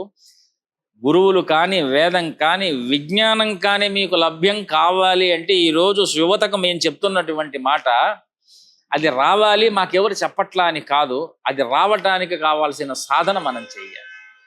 ముందుగా ఏబిసిడీలు రాకుండా నాకు పిహెచ్డి డిగ్రీ రాలేదంటే కుదరదు. అంతే కదండి. సాధన లేకుండా, గురువు లేకుండా నాకు ఎన్నో చెయ్యాలి, నేను పోలీస్ కావాలనుకుంటా, నేను ఐఏఎస్ కలెక్టర్ కావాలని అనుకుంటా, నాకు ఎవరు ఇవ్వలేదు అంటే ఇది అది సమానమే. కష్టే ఫలం. కాబట్టి కష్టం పడితేనే ఫలం వస్తుంది. ఆ ఫలం రావాలి అంటే నిరంతరము భగవన్నామ స్మరణ అనేటువంటిది 24 గంటలు. మీరు ఎప్పుడో ఎంతో కాలానికి మనం దీన్ని అన్వయం చేయట్లేదు. నేను పరిపూర్ణుడయ్యాను ఈ మంత్ర సాధనలో అని నీకు ఎప్పుడు తెలుస్తుంది అంటే నీ ఇంద్రియముల యొక్క సంకల్పముల యొక్క విజ్ఞానముతో సంబంధం లేకుండా నీ నోరు పరమాత్మ నామజపము చేయగలిగిన రోజున. అంటే నువ్వు ఏ పని చేసుకుంటున్నా సర్వధర్మాన్ పరిత్యజ్య మామేకం శరణం రజ అంటే అర్థం ఏమిటి? నీ బుర్రలో కర్మముల యొక్క ఆలోచన నీకు అక్కర్లేదు, నువ్వు పని చేయవలసిందే. నువ్వు ఏ పని చేస్తే ఆ పనిని నువ్వు చేయవలసిందే. దాన్ని త్యజించమన్న ధర్మశబ్దం చేత చెప్పబడలా.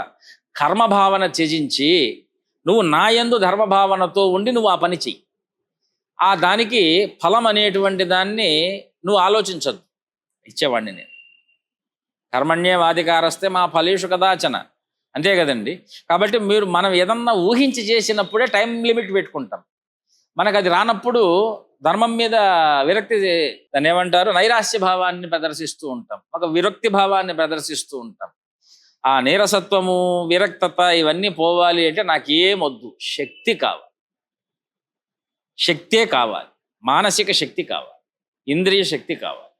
24 గంటలలో 24 గంటలు కూడా మనుకోనున్నా, లేచినా, కర్మ చేస్తూ ఉన్నా, అసత్యము చెప్పకుండా సత్యమైన నామాన్ని మనం చెప్తూ ఉన్నప్పుడు కలిగే ఆనందము, కలిగే ధైర్యము చేత లోకంలో సత్య ధర్మాది గుణములు ప్రతిష్ఠింపబడవు. అందుకే సత్యమేవ జయతే. స్వామీజీ, ఇప్పుడు మీరు ప్రస్తావించిన దాన్ని బట్టి ఇప్పుడు ఒక ఒక వ్యక్తి కానీ, ఒక సాధకుడు కానీ, ఒక మంత్రబలం కానీ పట్టుకొని దాన్ని తదేకంగా ధ్యాన స్థితిలో 24 గంటలు అలానే చేసుకుంటూ వెళ్ళిపోతే తను ఆటోమేటిక్గా ఆ యొక్క తత్వంలో ఉండిపోతారు. కొంతమంది మహానుభావుల్ని చూసినప్పుడు, రామకృష్ణ పరమహంస వారిని చూసినప్పుడు సాక్షాత్ కాళీ స్వరూపులు అన్నారు. ఇప్పుడు మనకి తాడేపల్లి రాఘవనారాయణ శాస్త్రి గారిని చూసినప్పుడు బాలా స్వరూపులు అన్నారు. ఇప్పుడు శృంగేరి పీఠాధిపతులు శారదా కామాక్షి, ఇలా వారిని ఆ అమ్మవారు స్వరూపులుగా మనం చూసే స్థితి, ఇక్కడి నుంచి ఆ మిట్టు ఎలా పరివర్తన జరుగుతుంది? ఒకటి మీకు చెప్పాము, విశ్వాసానికి మూల రూపము, ఉపదేశానికి ప్రత్యక్ష ఫలము విశ్వాసం. గురోపదేశ వాక్యం, గురువు చెప్పినటువంటి నియమిత ఉపాసన విధానం. ఈరోజు మనకు ఉపదేశం మీద ఉన్న శ్రద్ధ విధానం మీద లేదు. మనకు ఈ వేగమైన ప్రపంచంలో మనం ఏం చూస్తున్నాము అంటే ఈజీ విధానాల్ని వెతుకుతున్నాం. ఏది ఈజీగా ప్రపంచంలో లేదు. ఇప్పుడు ఉపనిషత్తుల్లో మొట్టమొదట మీరు అడిగినటువంటి ప్రశ్న కూడా సులభంగా యువతకు ఎలాగా అందుతుంది? సులభంగా ఏది అందదు. సులభంగా అందేటట్టుకుంటే ఈనాటికే వేద ఉపనిషత్తు ఆది విద్యలన్నీ కూడా లోకంలో విస్తృతంగా, ఇప్పుడు ఎట్లయితే మనకు ఈ టెక్నాలజీలన్నీ, ఫోన్లన్నీ చేతుల్లో ఉన్నాయో అంత ఈజీగా ఉండేవి. పోనీ ఈరోజు ఇంత చేతుల్లో ఉన్నా కూడా ఎవరికి అర్థం కాదు. అది అర్థం కావాలి అంటే చెప్పడానికి మళ్ళీ గురువులు కావాలి. పోనీ 100 మందిని కూర్చోబెట్టి చెప్పినా ఒకడే అర్థం చేసుకుంటాడు. ఈరోజు చెప్పకుండా ఎవరు లేరు, చెప్తున్నారు. కొన్ని మామూలు విద్యల్లోనే, ఇంగ్లీషు ఇత్యాది విద్యల్లోనే చెప్తూ ఉంటేనే మనకు first rank, second rank, third ర్యాంకులు ఎందుకు వస్తున్నాయి? వారి మేధాశక్తిని బట్టి వస్తున్నాయి. అందులో పూర్ణంగా శుద్ధమైనటువంటి తత్వంలో వేద విద్యా విధానాన్ని అభ్యసించి వేద మార్గ కర్మలను ఆచరించి ఆ తరువాత రావలసినటువంటి స్థానం ఉపనిషత్తు. లేదు మాకు జన్మ వైరాగ్యాల చేత ఆనందం సిద్ధిస్తోంది, లేదు మాకు జ్ఞానం సిద్ధిస్తోంది అంటే వారి దగ్గరికి గురువే వెతుక్కొని వెళ్తారు. అవునా కదా అండి? ఇప్పుడు తమరు అడిగినటువంటి ప్రశ్నలో ప్రధానమైనటువంటి భాగం ఏమిటి అంటే, ఎందుకు ఇన్ని రకాలైనటువంటి తత్వాలు లోకంలో వ్యాపిస్తూ ఉన్నాయి? విశ్వాసం, దాని యందు చేయాలన్న నిష్ఠ, ఈ రెండు చాలా ప్రధానంగా గురుముఖత రావాలే తప్ప సొంతంగా ఉపాసించేటువంటి మంత్రబలాలు సొంతంగా చేసుకుంటే దేనికైనా గురువే ముఖ్యమండి. ఇప్పుడు మనము ఇందాక ఒక మాట అన్నాం, అక్షరాభ్యాసంలో శివనామస్మరణ చేస్తున్నాం. ఎవరు ఏ ఉపాసన చేస్తే ఆ దేవతలా కనిపిస్తారు. అంతకంటే ప్రేరణగా వెనక ఒక వాక్యం ఉంది, యథా ఉపాసతే తేన తథా తథైవ భవతి. ఎవరెవరు దేనిని ఏ విధంగా ఉపాసిస్తున్నారో వారు ఆ విధంగా తయారవుతున్నారు. యద్భావం తద్భవతి. మనస్సులో ఏది ఉంటుందో అదే మీకు ప్రత్యక్షం అవుతుంది. కాబట్టి మీరు చెప్పినటువంటి రామకృష్ణ పరమహంస గారు తీసుకోండి, కాళీ ఉపాసనగా తీసుకున్న వారికి కాళీస్వరూపంగానే మనం భావిస్తున్నాము అంటే మీకు అక్కడ మనస్సు గుర్తుపడుతుంది. మిగిలినటువంటి పీఠాల్లో అనూచానంగా ఆ ఉపాసన విధి వస్తోంది. ఎక్కడ సంప్రదాయం దెబ్బతినకుండా. శృంగేరి, కంచి, ఇంకా చతురామ్నాయ పీఠాల్లో కానీ ఇంకొక పీఠాల్లో కానీ ఎక్కడిది చూసినా సంప్రదాయం దెబ్బతినకుండా వస్తుంది. ఇప్పుడు సంప్రదాయం కావాలి, దానికి తోడు విశ్వాసంగా మనం చూసే దృష్టి కావాలి. కాబట్టి దేనికైనా సరే పూర్ణ సాధన. ఇప్పుడు ఇందాక ఒక రోజుని మనం అనుకున్నాం, ఒక రోజు అంతా మనం ఎట్లా చేయగలుగుతాం స్వామి అంటే సాధన చెయ్యాలి. దీనికి మనకు పురాణాల్లో ఒక ప్రమాణం కనిపిస్తుంది. మనం కృతయుగంలో లేం, ద్వాపర యుగంలో లేం, త్రేతాయుగంలో లేం, కలియుగంలో ఉన్నాం. కృతే వర్ష సహస్రేషు, కృతయుగంలో 1000 సంవత్సరాలు తపస్సు నామస్మరణ చేస్తే కానీ ఫలం వచ్చేది కాదండి. త్రేతాయాం హ్యేనైన తత్, కృతయుగంలో వాళ్ళ ఆయుర్దాయ ప్రమాణాలు ఎక్కువ, బలం ఎక్కువ, మానసిక దృఢత్వం ఎక్కువ, 1000 సంవత్సరాలు చేసేవారు. అదే త్రేతాయుగానికి వచ్చేటప్పటికి 6 నెలలకు పడిపోయింది. 1000 ఎక్కడ, 6 నెలలు ఎక్కడ, అవునా కదా? ద్వాపరే తచ్చమాసేన, 6 నెలలు కాస్త ద్వాపర యుగంలోకి వచ్చేటప్పటికి 1 మాసం రోజులు తపస్సు కూర్చొని నిలకడగా చేస్తే వాళ్లకు సిద్ధి కలిగేదట. అహోరాత్రేణ తత్కలు. కలియుగంలోకి వచ్చేటప్పటికి ఒక పగలు సూర్యోదయం నుంచి మళ్ళీ పగలు సూర్యోదయం వరకు కూర్చొని ఒక నామాన్ని అకుంఠిత దీక్షగా చేస్తే తప్పకుండా వాల్మీకి మహర్షి రామనామాన్ని జపం చేసి చేసి చేసి ఆయన వాల్మీకి నుంచి బయట వచ్చిన తర్వాత రామాయణ రచనకు ఆయన కోకిలగా ఎలాగా మారారో ప్రతి ఒక్కరూ కూడా సనాతన ధర్మ యొక్క విశ్వాసానికి వాళ్ళు ఆలంబభూతంగా నిలుస్తారు. ఇదే విశ్వాసానికి ప్రధానమైన కారణం. చేసి చూడాలే తప్ప ప్రశ్నిస్తూ శోధన చేస్తూ ఉన్నంతకాలం వీళ్ళకి ప్రమాణాలు, ప్రశ్నకు సమాధానాలు పొరపాటున కూడా దొరకవు. మా జీవిత కాలంలో అనుభవాలే చెప్తున్నాం. చేయబట్టి చేయబట్టి చేయబట్టి ఆ భావన మనకు దృఢమయ్యే కొద్దీ పరమాత్మకు దగ్గర అవుతూ వస్తూ ఉంటాము అనడానికి ఎన్నో మనకు మహానుభావుల యొక్క జీవితకాల ప్రమాణాలే మనకు నిదర్శనం. అయితే స్వామి, ఇప్పుడు మీరు అన్నారు స్పీడ్ యుగం అనేసి. ఈ స్పీడ్గా ఇప్పుడు ఏంది, జనాలంతా కూడా మేము దాంట్లో గెలిచామా, దీంట్లో సక్సెస్ అయ్యామా, ఇంత సంపాదించామా అనే పరిగెత్తుతున్నటువంటి ఈ కుటుంబ జీవన విధానంలో ధర్మము, అర్థము, కామ్యము, మోక్షము, ధర్మేచ అర్థేచ అని మోక్షేచ అని మన పెళ్ళిళ్ళలో అదే చేసేసి చెప్తారు. కానీ ఇప్పుడు ఈ ధర్మార్థ కామ మోక్షాలని మనము ఎలా అన్వయించుకొని ఎలా పాటించగలుగుతాము? ఈ రోజుల్లో నిజంగా పాటించగలుగుతున్నామా? అర్థానికి ఎక్కువ ఇస్తున్నాం, మోక్షానికి తగ్గించేస్తున్నాం. ఈ ధర్మార్థ కామ మోక్షాలని ఎలా బ్యాలెన్స్ చేసుకోవాలి? అర్థములు అంటే మళ్ళీ దాంట్లో చాలా ఉన్నాయి. అర్థఫలములు అనేటువంటిది కేవలం ధనం కాదు, కామ్యానికి ఎక్కువ విలువ ఇస్తుంది. ధర్మార్థ కామ్య మోక్షములలో ఈ కామ్యం కూడా కాదండి. అరిషడ్ వర్గాలలో ఉన్న కామము ఏదైతే ఉన్నదో అది కోరిక. ఇది కామ్యము అంటే అర్థం ఏమిటి? ప్రకృతి హితార్థం చేయవలసినటువంటి ప్రయత్నం. ధర్మ, అర్థ, కామ్య, మోక్షము, ధర్మము అధ్యయనము, అర్థము సాధనా ఫలము, కామ్యము ప్రకృతి హితార్థము చేయవలసినటువంటి కర్మఫల పరిత్యాగము, మోక్షము దానంతకదే సిద్ధించేటువంటి దివ్య జ్ఞానం అంటే కామ్యరహిత స్థానం, సన్యాస యోగ స్థానం. ఇక్కడ సన్యాస లక్షణానికి ప్రధానంగా రూపమాత్ర సన్యాసం కాదు, మానసిక సన్యాసం. మనస్సులో ఏమీ లేకుండా ఉండటం, మనస్సునందు పూర్ణమయ్యి పరమాత్మ ఉండటం, దీనికే పూర్ణమైనటువంటి సన్యాస యోగానికి అర్థం. అందుకే ఇక్కడ మనకేం చెప్తున్నారు? ధర్మార్థకామ్య మోక్షములనేటువంటి చతుర్విధ ఫల పురుషార్థాలు అధ్యయనం చేత ప్రారంభమయ్యి జీవిత చరమాంకంలో సకల ఫలత్యాగము చేత మాత్రమే పూర్తి అవుతుంది. ఈరోజు ఆ పరిస్థితి ఎక్కడున్నది? అధ్యయనం ఎక్కడి నుంచి అధ్యయనం ప్రారంభం కావాలి? తల్లిదండ్రుల దగ్గర నుంచి అధ్యయనం ప్రారంభం కావాలి. ఈరోజు తల్లిదండ్రులు చెప్పేటువంటి తల్లిదండ్రులు లేరు. వాళ్ళ జీవిత ప్రమాణాల్లో అర్థములు అంటే సాధన విజయములు.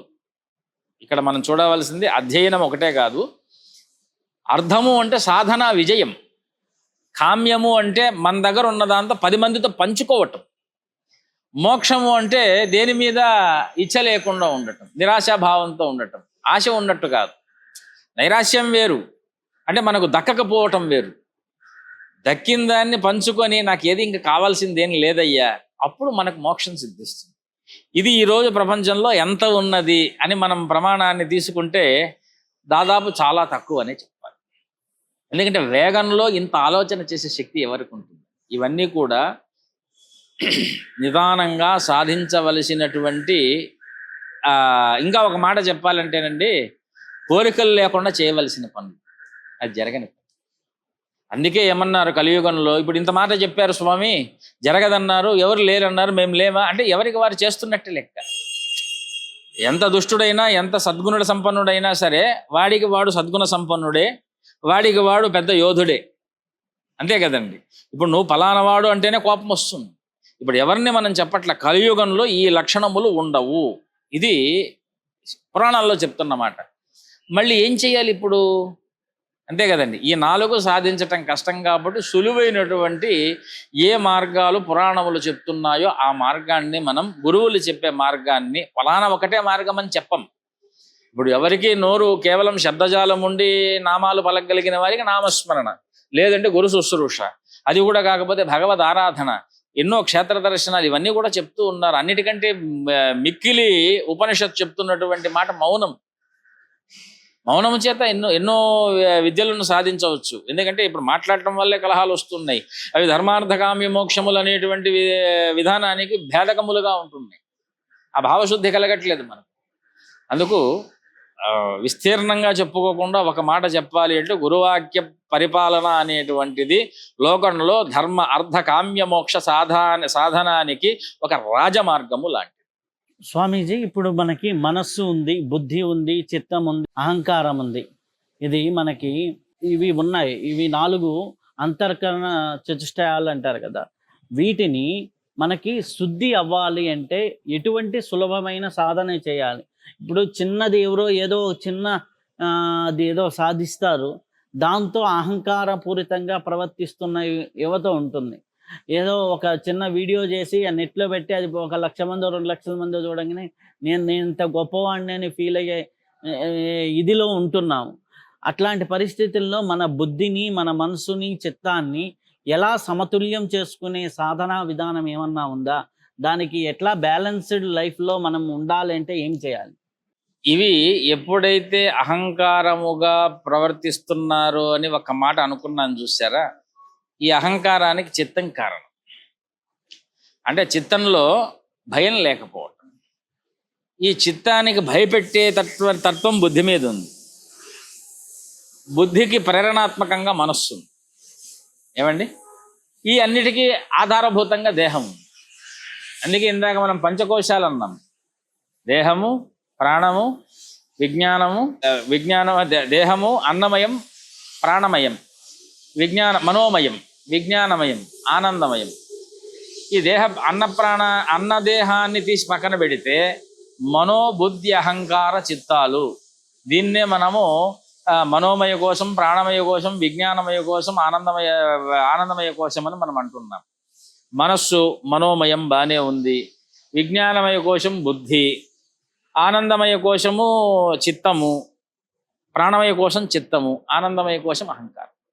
అహంకారం తగ్గకపోతే వీడికి ఆనందం ఉండదు. నీకంటే బలమైన పదార్థమునందు మనకు కొంతమైన భయం ఉండాలి అంటారు శాస్త్రి గారు. మనకంటే బలమైంది 2 ఉన్నాయి లోకంలో. మనకంటే బలమైంది, మనకంటే జ్ఞానం ఉన్నవాడు అయ్యా కాలం. కాలం ఎటువంటి అహంకారినైనా సరే రూపుమాపిస్తుంది. ఇప్పుడు మనకు పురాణాలు తీసుకుంటే, నన్ను మించిన వాడు లేడు బలంలో అని మనకు రామాయణంలో తీసుకుంటే ఇంద్రజిత్తు తండ్రికి మించిన వీరుడు. రావణాసురుడు అష్టదిక్పాలకుల్ని జయించాను అనేటువంటి అహంకారంలో ఉన్నాడు. భారతంలోకి వస్తే జరాసంధుడు, దుర్యోధనుడు, తర్వాత చావే ఇచ్ఛామరణ సంభూతుడైనటువంటి భీష్మ పితామహుడు, అందరికీ కొన్ని లక్షల మందికి గురువుగా ఉన్నటువంటి ద్రోణాచార్యుడు. ఏదో ఒక రూపంలో పరమాత్మ ప్రతిపక్షాన్ని వస్తే ఎటువంటి వాడికి పరమాత్మగానే రావాలి అనేటువంటి నియమం ఎక్కడా లేదు. పరమాత్మ ఏ రూపంలో అయినా వస్తాడు. అది గురు రూపంలో వస్తాడు, తెలిసిన వారి రూపంలో వస్తాడు, తెలియజేసే రూపంలో వస్తాడు, క్రిమి, కీటక, పక్షి, మృగ, కాలాది రూపాల్లో ఏ రూపాన్నైనా ఆయన ధరిస్తాడు అని చెప్పటానికి మనకు దశావతారాలు. కాబట్టి కాలాన్ని మనం ఎప్పుడూ కూడా అహంకారంతో ముడిపెట్టకూడదు. ఇది ఉపాసన చెప్పేటువంటి మాట. కాలాన్ని మంత్రబలము చేత, భగవంతుడి చేత శుద్ధి చేయాలి. ఇప్పుడు మీరు అన్నట్టుగా ఈ అహంకారం, మనోబుద్ధి అహంకారము నందు అహంకారాన్ని ఒక్కటి మనం గాన జయించగలిగితే మనోబుద్ధి చిత్తాదులు వాటంతకు అవే శుద్ధి అయిపోతాయి. అన్నిటికీ మూలం అహంకారం. కాబట్టి మన దగ్గర ఏదో ఒకటి ఉంది, అది అహంకారానికి మూలం. ఆ ఒక్కటిని వదిలించుకోవటము అహంకారాన్ని వదిలించుకోవటం అవుతుంది. దానికి ఉపయోగపడేది ఉపనిషత్తు. గురువు, ఉపనిషత్ వాక్యం, ఈ 2 చెప్పేటువంటి వాక్యం మధ్యలో ఉన్నటువంటి పరమాత్మ సంహారం. ఇప్పుడు యోగం గురించి చెప్పాలంటే యోగ చిత్తవృత్తి నిరోధ, నిరోధ. అందుకే యోగానికి చిత్తానికి మనం సంబంధం పెట్టాం అక్కడ. అయితే ఈ యొక్క చిత్తంలో ఉన్నటువంటి విషయ వాసనలు, చిత్తంలో ఉన్నటువంటి కొన్ని మాలిన్యాలు, పూర్వజన్మ సంస్కారాలు, ఈ జన్మలో ఏర్పడినటువంటి చెడు సంస్కారాల్ని సంస్కరించాలన్నా మళ్ళీ మంత్రబలము, యోగ బలమేనా? ముందు చిత్తాన్ని సంస్కరించాలి అంటే ఆహారం. ఎందుకంటే ఇందాక మనో బుద్ధి అహంకార చిత్తం అనే దానికి అన్నమయ కోశాన్ని కాకుండా మిగిలినటువంటి 4 కోశాలు మనం అక్కడ అన్వయం చేసాం.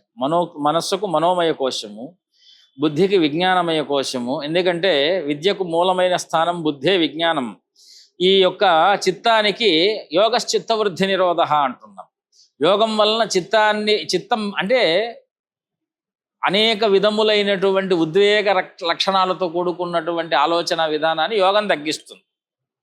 యోగంలో చెప్పబడినటువంటి ప్రధాన లక్షణం ఏమిటి? ప్రాణాయామాది ప్రాణక్రియ. అన్నం వల్ల కలిగేటువంటి ప్రాణక్రియ ప్రధానంగా పనిచేస్తుంది. అందుకే ఆహార శుద్ధో సత్వశుద్ధి అన్నారు. ఆహారం శుచి కలిగినటువంటి ఆహారము, నియమితమైన ఆహారము, కాలంలో ఏ కాలంలో ఆహారం తీసుకోవాలో ఆ కాలంలోనే ఆహారం తీసుకోవటము, ఇవన్నీ కూడా చిత్తమాలిన్యాలను శాంతపరిచేటువంటి అందుకే అష్టాంగ యోగాలు ఉన్నాయి. ఇప్పుడు మీరు మన యోగశ్చిత్త వృద్ధి నిరోధ ఇత్యాది శాస్త్రాలు మనం చెప్పుకుంటే యమనియమాసన ప్రాణాయామ ప్రత్యాహార ధ్యాన ధారణ సమాధి అష్టాంగ యోగాలు అనే దాంట్లో యమ నియమ ఆసన ప్రాణాయామములు ఈ 4 మిగిలినటువంటివి ధ్యానాధారణ సమాధి అనేటువంటి అష్టాంగ యోగాలు అవి మనము పొందేవి కావు, మనం చేసేవి కావు, అవి వచ్చేవి. 4 మనం చేసేవి. యమము అంతరింద్రియ నిగ్రహం, నియమం బహిరింద్రియ నిగ్రహం. అంతరింద్రియ నిగ్రహంలో ఉంది అని మనకు ఎలా తెలుస్తుంది? ఆచరించటం చేత తెలుస్తుంది. అంతరింద్రియ నిగ్రహం లేనటువంటి వాడు చెప్తాడే తప్ప ఆచరణలో పెట్టలేడు. కాబట్టి గురువు యొక్క వాక్యం యమానికి మూలము, దాన్ని ఆచరించటము నియమానికి మూలము. వీడు ఆచరిస్తున్నాడు అని మనకి ఎట్లా తెలుస్తుంది అంటే వాడి ఆసన స్థిరత్వం ప్రధానంగా కనిపిస్తుంది. దీని ద్వారా ఆహార నియమాల్లో పాటించేటువంటి ఈ 4 కూడా అష్టాంగ యోగాలకు మూలంగా ఎలాగైతే ధ్యాన ధారణ సమాధి ప్రాణాయామ ధ్యాన ధారణ సమాధులుగా మారుతున్నాయో మనోబుద్ధి అహంకార చిత్తాదులకు కూడా ఆహారాది నిత్య వేదప్రోక్తమైనటువంటి నియమములు చాలా అవసరం. ఇప్పుడు ప్రజెంట్ జనరేషన్లో ఏమీ తెలియని వ్యక్తులు, ఏమీ తెలియని వాళ్ళకి ఒక ఆధ్యాత్మికంగా అడుగులు వేయాలంటే, ఏవైనా కొన్ని విషయాలు తెలియాలంటే ఏమి తెలుసుకుంటే వాళ్ళు ఈ రోజు నుంచి తొలి అడుగులు వేసుకోవచ్చు? ముఖ్యమైన ఒక 2-3 అంశాలలో. చాలా సూక్ష్మమైనటువంటి ప్రశ్న ఇది, అందరూ అంగీకరించలేనిది, కాకపోతే చాలా ముఖ్యమైనటువంటిది. ముందుగా గురుస్థానానికి రావటం, దగ్గరలో ఉన్న ఏ స్థానానికైనా సరే ముందు వెళ్ళి భాగవతంలో భక్తికి మూలంగా ఏం చెప్పారు? శ్రవణం. భాగవతంలో మొదటి భక్తి శ్రవణం, పరీక్షిత్ శ్రవణం, వైయాసకి కీర్తనం. కాబట్టి చెప్పేటువంటి స్థానం కూడా 2వ స్థానంలో పెట్టారు, వినేటువంటి స్థానంలో మొదటి స్థానం పెట్టారు. మనం ఆధ్యాత్మిక పురోగాభివృద్ధి, యోగ వృద్ధి, జ్ఞాన వృద్ధి, విజ్ఞాన వృద్ధి, మోక్ష సాధనాది సకల విధములైన సాధనలు చేసి యత్యాశ్రమ పర్యంతము వెళ్ళి అక్కడి నుంచి అకుంఠితమైనటువంటి యోగ సిద్ధి సాధనలు పొందాలి అంటే ముందు మనలో రావలసినటువంటి ఓపిక, వినే ఓపిక. ఈరోజు వినే ఓపిక దాదాపు తగ్గిపోయింది. అది కూడా సంచారంలో వాకింగ్ అండ్ హియరింగ్ అనేటువంటి పదం వచ్చేసింది. వింటూ వెళ్ళటం, అందులో కూడా విలాసవంతమైనటువంటివి వింటామే తప్ప విజ్ఞానవంతమైనటువంటివి మళ్ళీ మళ్ళీ చెప్పేటువంటిది అనేటువంటి స్థిరచిత్తాన్ని ప్రబోధించే వాక్యాలు వినం. కాబట్టి భాగవతం ప్రమాణం. ఏమిటక్కడ? మనకు మరణానంతరము ఆ దిందుకారి చేసినటువంటి పనుల వల్ల కలిగినటువంటి ప్రేత శరీరం ఉంది చూసారా, ఇక్కడ మనం అటువంటి పరిస్థితుల్లోనే ఉన్నాం. మరణించలేదు కానీ లోపల ప్రేత శరీరం ఉన్నది. ఎలాగా ఉన్నది? అలమటిస్తూ ఉన్నది, నిశ్చయమైనటువంటి నిర్ణయం తీసుకోలేకుండా ఉన్నది, దేని యందు విశ్వాసం పెట్టుకోలేకుండా ఉన్నది. లోకము యందు కలిగేటువంటి ఆకలి దప్పులు ఏవైతే లోకం కలిగిస్తున్నదో దాని యందు అపారమైన మోహంతో ఉన్నది. దీని నుంచి మనం 10 వాక్యాలు 10 రోజులు విన్నాము అంటే మనస్సులో ఒక చిన్న స్థిరత్వం ఏర్పడుతుంది. అందుకే శ్రవణానికి చాలా పెద్ద ప్రాధాన్యం. ఇప్పుడు విద్య అయినా సరే సంవత్సరం రోజులు ఎందుకంటే చెప్తారు, పాఠాలు పాఠాలు పాఠాలు, మళ్ళీ రివిజన్ చేయిస్తారు, మళ్ళీ వాళ్ళ చేత ప్రీ ఎగ్జామ్స్ పెడతారు, ప్రతి మాసంలో వాళ్ళకి ఎగ్జామినేషన్ పెడతారు. ఎందుకు అంటే లోపల వాళ్ళకు ఉన్నటువంటి విజ్ఞానము శ్రవణం ద్వారా స్థిరత్వం అయ్యి వీళ్ళు రాసేటువంటి కర్మ ద్వారా వాళ్ళ యొక్క విజ్ఞానము యొక్క విలక్షణత ఏర్పడుతుంది. ఇది సాధన రహస్యం. ఇప్పుడే కాదు, అనాదిగా వస్తుంది. అదే ఇంగ్లీష్ విద్యల్లో కూడా ఉంది. ఇప్పుడు మీరు అక్కడే ఉత్తీర్ణులైనటువంటి వారు ఇక్కడ ఎందుకు ఉత్తీర్ణులు కాలేరు అంటే దీని మీద మనకున్న ఒక చిన్న చూపు. ఈ ఆధ్యాత్మికంలో అవుతాయా పెడతాయా మహత్యాలు ఇవన్నీ కూడాను మహత్యం కనిపించేంత వరకు ఎవరికి తెలియదు. ఆ మహత్యం చెప్పకుండా ప్రతి ఒక్కరి జీవితంలో కనిపిస్తుంది. కాకపోతే ప్రారబ్ధవశాత్తు మంచిగానో చెడ్డగానో ఎదురైనప్పుడు తప్ప దాన్ని విశ్వసించేటువంటి పరిస్థితి కాలమాయ మనకి ఇవ్వదు. ఇది ప్రధానమైనటువంటి అంశ.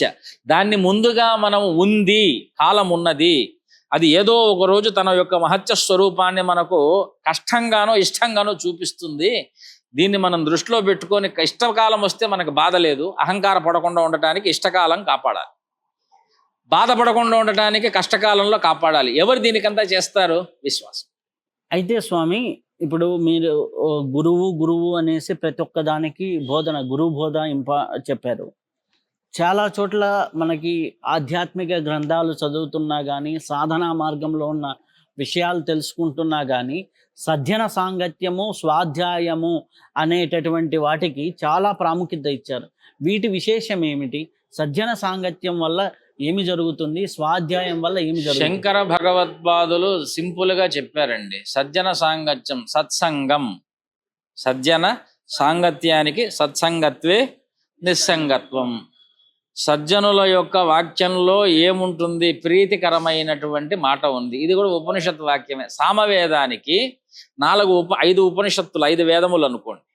ఎలాగా? ఋగ్వేదం, శుక్ల యజుర్వేదం, కృష్ణ యజుర్వేదం, సామవేదం, అధర్వణ వేదం, 3 వేదములు. కాకపోతే మేము మీకు ఉపనిషత్తులకు చెప్తున్నాం 5 భాగాలుగా. ఇందులో సామవేదానికి ఆప్యాయంతు మమాంగాని, ఎందుకంటే ఆప్యాయంతు మమాంగాని అంటే నా యొక్క అంగములను ప్రీతి తృప్తి కలిగించుగాక. అంటే దీని అర్థం ఏమిటి? దేనివల్ల కలుగుతుంది? సర్వం బ్రహ్మోపనిషదం.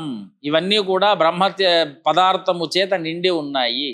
కానీ దాంట్లో ఉన్న కర్మఫలం మాత్రము, మాయా ఫలం మాత్రం దాన్ని గుర్తించకుండా నాకు ఏదో వేదన కలగజేస్తుంది. అధోబలం ఇంద్రియానిచ అథ బలం ఇంద్రియానిచ. నా యొక్క బలం ఏమిటి? బ్రహ్మ పదార్థాన్ని గుర్తించటానికి ఇంద్రియాలు. అవునా కదా అండి? ఈ ఇంద్రియాలు బ్రహ్మ పదార్థాన్ని గుర్తిస్తే ఏం చేస్తాయి? అంగములు తృప్తిగా ఉంటాయి. తృప్తి అంటే ఆ సుఖాన్ని పొందుతాయి. ఈ పొందిన వారు ఎవరు? సత్సంగులు. దుస్సంగులైనటువంటి వారికి శరీరాంగములు తృప్తి పడేటువంటి అవకాశములు లేవు. వాళ్ళకి ఏదో చెయ్యాలి అనేటువంటి ఇంకా తృష్ణ, పిపాస, పైశాచిక లక్షణములు కనిపిస్తూ ఉంటుంది. సత్సంగంలో ఉన్నటువంటి వాళ్ళకు స్థిరమైనటువంటి ఇంద్రియాంగములు కలిగి ఉంటారు. ఇది ఎందుకు ప్రమాణంగా చెప్తున్నాము అంటే వాళ్ళు పఠనము, అధ్యయనము, ఇప్పుడు స్వాధ్యయనము, దీనివల్ల ఏమవుతుంది? కూర్చోబెట్టి పుస్తకం ఇచ్చి శరీరాన్ని అటు ఇటు కదలనీయకుండా శరీరానికి స్థిరత్వాన్ని కలగజేసేటువంటిది స్వాధ్యాయం. అధ్యయనం ద్వారా జ్ఞానం. ఈ జ్ఞానం ఎప్పుడైతే పొందుతామో వాడు సత్ పురుషుడు. వీళ్ళతో మనం ఎప్పుడు సంగం చేస్తాము? ఇది సత్ సంగం. శంకర భగవత్పాదులు మనకు చాలా సుఖమైనటువంటి ఉదాహరణ చెప్పారు. సత్సంగత్వే నిస్సంగత్వం. నిస్సంగము అంటే ఎవరితో కలవకపోవటం కాదు, దేంతో కలవకూడదో మనకు తెలిసేదాన్ని నిస్సంగం అంటాం. దేని యందు ఆశ ఉండకూడదో దాన్ని నిస్సంగం అంటాం. సంగము అంటే అర్థం ఏమిటి? గీతాశాస్త్రాన్ని తీసుకుంటే ధ్యాయతో విషయాన్ పుంసః సంగస్తేషోపజాయతే.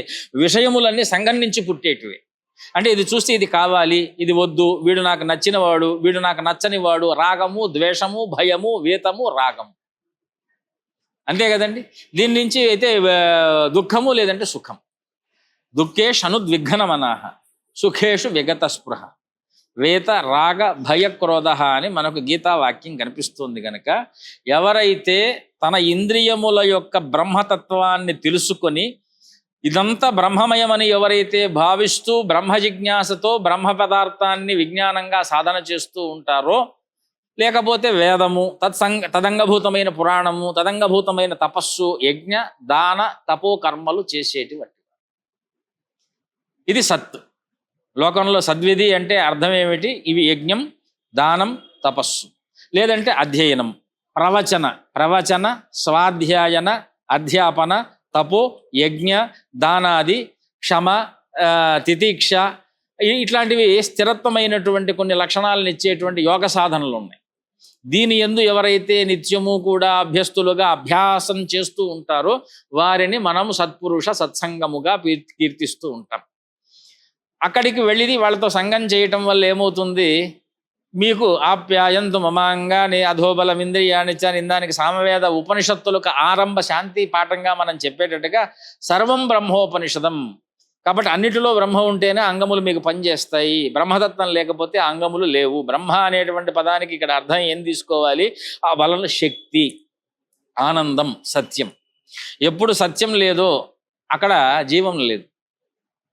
ఇది సత్తా అనేటువంటి నిరూపణ మళ్ళీ అనేక శాస్త్రాల్లో దానికి జరుగుతూ ఉంటుంది. ఆ సత్తానే మనము శివశక్తిగా శివశక్త్యా యుక్తో యది భవతి శక్త ప్రభవితున్న చే దేవం దేవో నఖలు కుశలు స్పందితుమపి అని శంకర భగవత్పాదులు మనకు సౌందర్య లహరిలో చెప్పినట్టుగా శివశక్త్యా యుక్తో, శివుడు బ్రహ్మ, అమ్మవారి శక్తి, వీళ్ళిద్దరూ యుక్తి చేత కలిగేటువంటిది సత్యం. దానివల్ల కలిగేటువంటిది ఆనందం. ఎప్పుడైతే కర్మయందు సత్తును మనం చూస్తామో అది సత్సంగం. లోక ప్రేరితమైన సంఘం కాదు. ఇక్కడ సత్సంగం అంటే ఇంకోటి కూడా మనం చెప్పుకోవాలి. ధర్మం అంటే ఏమిటి అని ఇందాక మనం ఒక ప్రశ్న అనుకుంటున్నాం. ఉపనిషత్తు ధర్మం ఏమిటి, లోకం ఎట్లా పాటించాలి అని. సంప్రదాయ ప్రోక్తమైనటువంటి గృహ ఆచారములు ధర్మములు, వేదప్రోక్తములైనటువంటి వేద విధులు ధర్మములు.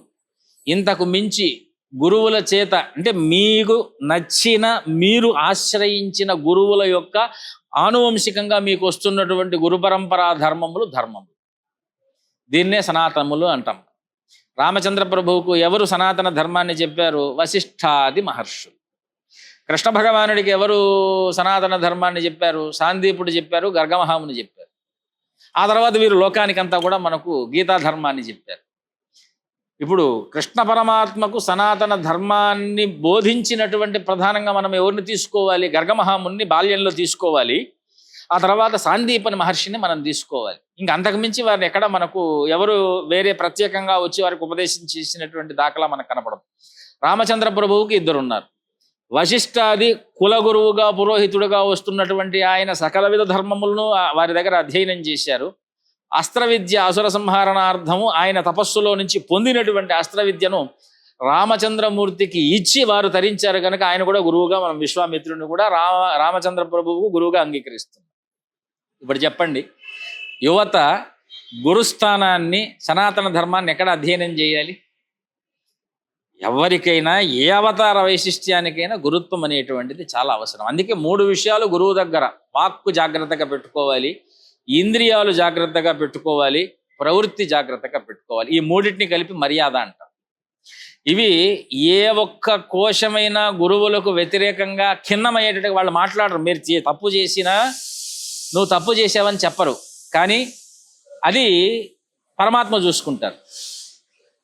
సనాతన ధర్మంలో గురు మర్యాద వలన మనకు కలిగేటువంటి ఆనందం ఏమిటయ్యా అంటే శ్రద్ధ. గురువు యొక్క ప్రీతి ఏ శిష్యుడి మీద కలుగుతుందో ఆయనకు శ్రద్ధ వరంలా లభిస్తుందన్నారు. ఇది భారతంలో మనకు ఉదంకోపాఖ్యానం అని కనిపిస్తుంది. ఇలాగ అనేక ప్రమాణాలు మనకు వ్యాసప్రోక్తమైనటువంటి వేద ఉపనిషత్తు పురాణ రహస్యాల్లో మనకు కనిపిస్తూ వస్తాయండి. దీన్ని మనం ఆచరించకపోవటము అనేటువంటిది కాలగతిలో మన వేగగతిని, పూర్వజన్మ సంస్కార బలాన్ని పట్టి ఆ లోపల ఉన్నటువంటి పరమాత్మ మనకి ఇస్తాడు కనుక ఆ ప్రచోదన అనేటువంటిది చాలా ముఖ్యమైనటువంటి విషయం. కాబట్టి ఈనాటి కాలంలో మనము భక్తి అనేటువంటి దాంట్లో శ్రవణం అనేటువంటిది చాలా శ్రద్ధను కలగజేసేది. ఆ శ్రవణం కూడా ఇప్పుడు మనం ఏదన్నా చెప్తున్నాం అనుకోండి, మనస్సు 10 రకాలుగా అటు ఇటు తిప్పుతూ ఉంటుంది. కొంతమందికి నిద్ర వస్తూ ఉంటుంది, కొంతమందికి వస్తు ఆకర్షణగా ఉంటుంది, కొంతమందికి స్వామివారు తప్ప మిగతావన్నీ కనిపిస్తూ ఉంటాయి. అన్యదా దీన్ని ఎవరు మాధ్యమంగా చూసేవారు కాకూడదు. కాకపోతే ఆ వాక్యంలో ప్రతి శబ్దాన్ని మనము ఒక మహాశక్తిగా గ్రహించాలి. అక్కడ అక్షరానికంటే కూడా గురువుల వాణిలో వచ్చేటువంటి ఆ జ్ఞాన శబ్దం ఉంది చూసారా, దీన్ని ఏమంటాం మనం వేదంలో చివరి మాటగా నారాయణోపనిషత్తులో మనకి ఇది కనిపిస్తుంది. యో వేదాదో స్వర ప్రోక్తో, వేదానికి స్వరం ప్రధానం, అక్షరం కాదు. వేదాంతే చ ప్రతిష్ఠిత, వేదాంతమునందు బ్రహ్మగా ప్రతిష్ఠింపబడ్డటువంటి ఏ బ్రహ్మతత్వం అయితే వేదంలో స్వరముగా ఉందో తస్య ప్రకృతి లీనస్య. మీరు ప్రతి మాటలో కూడా అక్షరానికంటే మీ మనస్సులో ఉన్న ఉద్వేగము ప్రకృతిలో కలుస్తుంది. యః పరస్స మహేశ్వర. ఆయనలారా, సంఘంలో మీరందరూ ఉద్రేకంగా మాట్లాడితే పరమాత్మ ఉగ్రంగానే ఉంటాడు. లేదు శాంతంగా సత్సంగంగా మాట్లాడారు అనుకోండి, పరమాత్మ సద్గురువే వస్తాడు. లేదు దుర్భాషణ, దూషణ, అసహ్య భావన, భేదభావనతో ఉన్నారనుకోండి, సఖ్యత లేకుండా ప్రపంచమంతా అశ్రద్ధామయంగా ఉంటుంది. ఇలాగా యద్భావం తద్భవతి అని చెప్పేటువంటి మహావాక్యము ఉపనిషత్తులకు ఏదైనా ఉన్నది అంటే అది తత్సత్, తత్వాక్యమే. నువ్వంటే ఎవరు అంటే తత్, నువ్వు దేన్ని సాధిస్తావో అది తత్. అందుకే సామవేదానికి మహావాక్యంగా తత్వమసి అంటామండి. ఋగ్వేదానికి ప్రజ్ఞానం బ్రహ్మ. ప్రజ్ఞానము అంటే ప్రపంచంలో ఉన్న సమీష్టి జ్ఞానము బ్రహ్మ అయితే, అహం బ్రహ్మాస్మి, నువ్వు ఎప్పుడు బ్రహ్మమవుతావు? ఆ ప్రజ్ఞానాన్ని నువ్వు పొందినప్పుడు బ్రహ్మమవుతావు. ఇప్పుడు ఇక్కడ ఈ బ్రహ్మ శబ్దంలోనూ అక్కడ ప్రజ్ఞా శబ్దంలోనూ చెప్పబడుతున్నటువంటి పదార్థం ఏమిటి? తత్. దాన్ని నువ్వు పొందినప్పుడు నీకు ఆనందము లభిస్తుంది అని చెప్పడానికి తత్వమసి అనేటువంటి వాక్యాన్ని మనకు ఉపనిషత్తుకు మూలంగా, అన్నిటికంటే ప్రధానంగా ఈవేళ మన లోకంలో భావన అనేటువంటిదే నువ్వు. భావన అనేదే నీకున్న ఆస్తి. భావన అనే సంపదయే నీ యొక్క ఆధ్యాత్మికత. దాన్ని సరిగ్గా మనం ప్రదర్శించలేం. ఇప్పుడు ఏం చేయాలి? ప్రదర్శించేంత వరకు అభ్యాసం చేయాలి. అసంశయం మహాబాహో మనోదుర్నిగ్రహం చలం, కృష్ణ పరమాత్మ చెప్పినటువంటి మాట అండి. కాబట్టి అభ్యాసేనతు కౌంతేయ వైరాగ్యేన చ గృహ్యతే. నీకు వైరాగ్యం వచ్చేంత వరకు అభ్యాసం చేయి. వైరాగ్యం ఉంటే దాని మీద ఇచ్చపోవటం కాదు, ఇంకా దాని గురించి నువ్వు ఆలోచించవలే. ఎప్పుడు అవసరం లేకుండా నీకు అభ్యస్తమయ్యేంత వరకు దాన్ని అభ్యాసం చేయమన్నారు. ఇప్పుడు స్వామీజీ మీరు చెప్పారు అహం బ్రహ్మాస్మి, ప్రజ్ఞానం బ్రహ్మ అనేసి. అహం బ్రహ్మాస్మి, ప్రజ్ఞానం బ్రహ్మ అన్నప్పుడు సర్వం కలివిదం బ్రహ్మ అన్నప్పుడు సర్వం కలివిదం బ్రహ్మ అనే స్థితి మనకి, అంటే అన్నిట్లో బ్రహ్మమైనప్పుడు ఈ వ్యత్యాసాలు, ఈ ఎక్కువ తగ్గులు, ఈ యొక్క మతాలు, ఇవన్నీ కూడా అంతా బ్రహ్మమైనప్పుడు ఇవన్నీ ఎందుకు వ్యత్యాసాలుగా ఉన్నవి? ఇవి కర్మరూపేణా ఉన్నాయా? ఎలా ఉన్నాయి? మీరు చెప్పినటువంటి ఇంతకుముందు మనం చెప్పుకున్నాం దీని గురించి ఉన్న ఒక ప్రశ్నల్లో. సహనం కోల్పోయిన వాడు వినాశకారి. ప్రపంచంలో సహనం కోల్పోయిన వారి మధ్యనే, ఆశ ఎక్కువైన వాడికి సహనం కోల్పోయిన వాడికి మధ్యన ఎప్పుడూ కూడా వివాదం నడుస్తుంది. లోకంలో ఒకటి సమతుల్యత లేకుండా ఎక్కడైతే మనకు అసమాలు కనిపిస్తూ ఉంటాయో, దీనికంతా ప్రధానంగా ఒక వర్గం విసిగిపోయి ఉంటుంది, ఒక వర్గము ఆశతో నిండిపోయి ఉంటుంది. వీళ్ళిద్దరి మధ్యన జరిగేటువంటి సంఘర్షణ పోరుకు మధ్యలో మనం పెట్టుకునేటువంటి పేరు సిద్ధాంతం. అర్థమైంది? దానికి ఆధ్యాత్మికతకు ఎక్కడా సంబంధం లేదు. ధర్మము సనాతనము, ధర్మం కొరకు మనం పోరాడుతున్నాము అంటే ధర్మం రెండే చెప్తుంది, కర్మము బ్రహ్మము. ధర్మము అంటే ఆచరణ, రెండే విధానాలు. నువ్వు నీ యొక్క ప్రవృత్తి దేశహితం. ఏమండి? దేశకాల దేహ ధర్మములు అని 3 విధానాలుగా ధర్మాన్ని మనం వ్యత్యాసం చేస్తున్నాం. ఇక్కడే మీకు అర్థమైపోయింది, ఏ దేశానికి ఆ ధర్మం వేరు. వాళ్ళు ఆ ధర్మాన్ని మన దేశంలో బలవంతంగా, అంటే వాళ్ళు ఆశతో నిండిపోయి ఒక కరుడు గట్టినటువంటి పగరు స్వభావముతో మా ధర్మమే గొప్ప, వీళ్ళ చేత వీళ్ళ ధర్మము నీచమైనది, వీళ్లకు మా ధర్మాన్ని, వాళ్ళ ధర్మాన్ని ఎట్లయినా రూపుమాపి మా ధర్మాన్ని వాళ్ళలో ప్రవేశపెట్టాలి అనేటువంటి ఒక కరుడు కట్టినటువంటి తత్వము సందిగ్ధత, సంఘర్షణలకు దారితీస్తుంది. ఇదే ప్రపంచంలో ఒకటి నిండిపోయి ఉన్న ఆశ, ఎండిపోయిన ఉన్న నిరాశ. ఈ రెండు అసమతుల్యతకు ఎప్పుడూ కారణాలు అవుతాయే తప్ప వీటి మధ్యన సిద్ధాంతం అనేటువంటిది ఎప్పుడూ ప్రవేశించదు.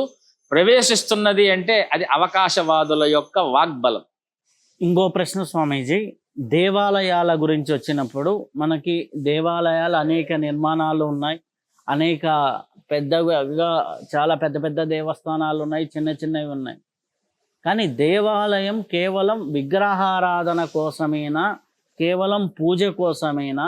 దేవాలయాలు నిర్మితమైనది లోతైన ఆధ్యాత్మిక భావజాలం ఏమన్నా ఉందా? ఒకప్పుడు దేవాలయాలు విద్యాలయాలుగాను, గ్రంథాలయాలుగాను, సజ్జన సాంగత్యాలుగాను ఉన్నాయి. నేటి సమాజంలో ఆ దేవాలయాలకు అంత ఇదిగా కాకుండా ఏదో దర్శనంగాను, మొక్కుబడిగాను వెళ్తూ వస్తున్నారు. అలా దేవాలయాల వెనక ఉన్నటువంటి అంతరార్థం ఏమిటి? దేవాలయాలు వెనక ఉన్నటువంటిది కేవలం విగ్రహారాధన అనే ఒక భావనేనా? దాని వెనక ఉన్నటువంటి మహత్తర అర్థం ఏమిటి? ఉపనిషత్తులో మనకు ఈ తైత్తిరీయ ఉపనిషత్తులో, యజుర్వేద తైత్తిరీయంలో తద్బ్రహ్మేత్యుపాసీత బ్రహ్మవాన్ భవతి, తత్ప్రతిష్ఠేత్యుపాసీత ప్రతిష్టావాన్ భవతి, తన్మన ఇత్యుపాసీత మానవాన్ భవతి. ఏమండి? తన్నమ ఇత్యుపాసీత నమ్యంతే స్మై కామాః అని మనకు కొన్ని వాక్యాలు కనిపిస్తాయి. ఇక్కడ దేవతా ప్రతిష్ఠ, నువ్వు దాన్ని ఎలా చూస్తున్నావు, దాన్ని బట్టి నీకేమి వస్తుందో మనం చెప్పేయచ్చు. ఇది మనకు సైకలాజికల్గా కూడా చాలా ఇప్పటి కాలంలో చెప్తారు, నీ స్నేహితుడు చెప్పు, నువ్వు నీ క్యారెక్టర్ నేను చెప్తానంటారు. అలాగా నువ్వు పరమాత్మను చూసే విధానం ఎలా ఉన్నది? దేనికైనా సరే నిర్గుణోపాసన అనేటువంటిది ప్రపంచంలో ఉన్నటువంటి సకల జనాలకు సులభమైన మార్గం కాదండి. పరమాత్మకు రూపం లేదు, లక్షణం లేదు, ఏమీ లేదు, కానీ పరమాత్మ ఉన్నాడు, నువ్వు ఆయన్ని ఉపాసించు అంటే ఎవరు కూడా ఉపాసించరు. అందుకే ధ్యాన కేంద్రంగా పరమాత్మను మనము ఈ రూపంలో ఉన్నాడు అని చూపించటానికి దేవాలయం ఒకటి. రెండు, సకల పదార్థములకు అంటే పంచభూతములకు మాతృస్థానంగా ఉన్నటువంటి పదార్థము మట్టి, శిల, మృదాదులు. ఏమండి? మట్టితో దేవాలయాన్ని కట్టి శిలారూపంలో ఉన్నటువంటి అంటే క్షయం లేనటువంటి రూపము శిల. ఎప్పుడు ఇది క్షయిస్తుంది? పరమాత్మ ప్రళయకాలావస్థలో ఆయన రుద్రరూపాన్ని ధరించి మొత్తం ప్రళయాన్నంతా తనలో, ప్రపంచాన్ని ప్రళయం చేసి తనలో విలయం చేసుకోవాలన్నప్పుడు మాత్రమే పంచభూతాలకు ప్రళయం వస్తుంది తప్ప అంతవరకు క్షయం లేనటువంటి ప్రాకృతిక భూతం ఏదైనా ఉంది అంటే శిల. మట్టికి వృద్ధయ్యే లక్షణం ఉంది, శిలకు క్షయించని లక్షణం ఉంది. ఈ రెండు ఉన్నటువంటి స్థలంలో బ్రహ్మశక్తి ఉంది అని మనకు చెప్తాం. పైగా అన్నం, జలం, ఓషధి, శక్తి ఇత్యాదులన్నిటికీ పుట్టించగలిగిన శక్తి ఎక్కడున్నది? మట్టికి ఉన్నది. అవునా కదండి?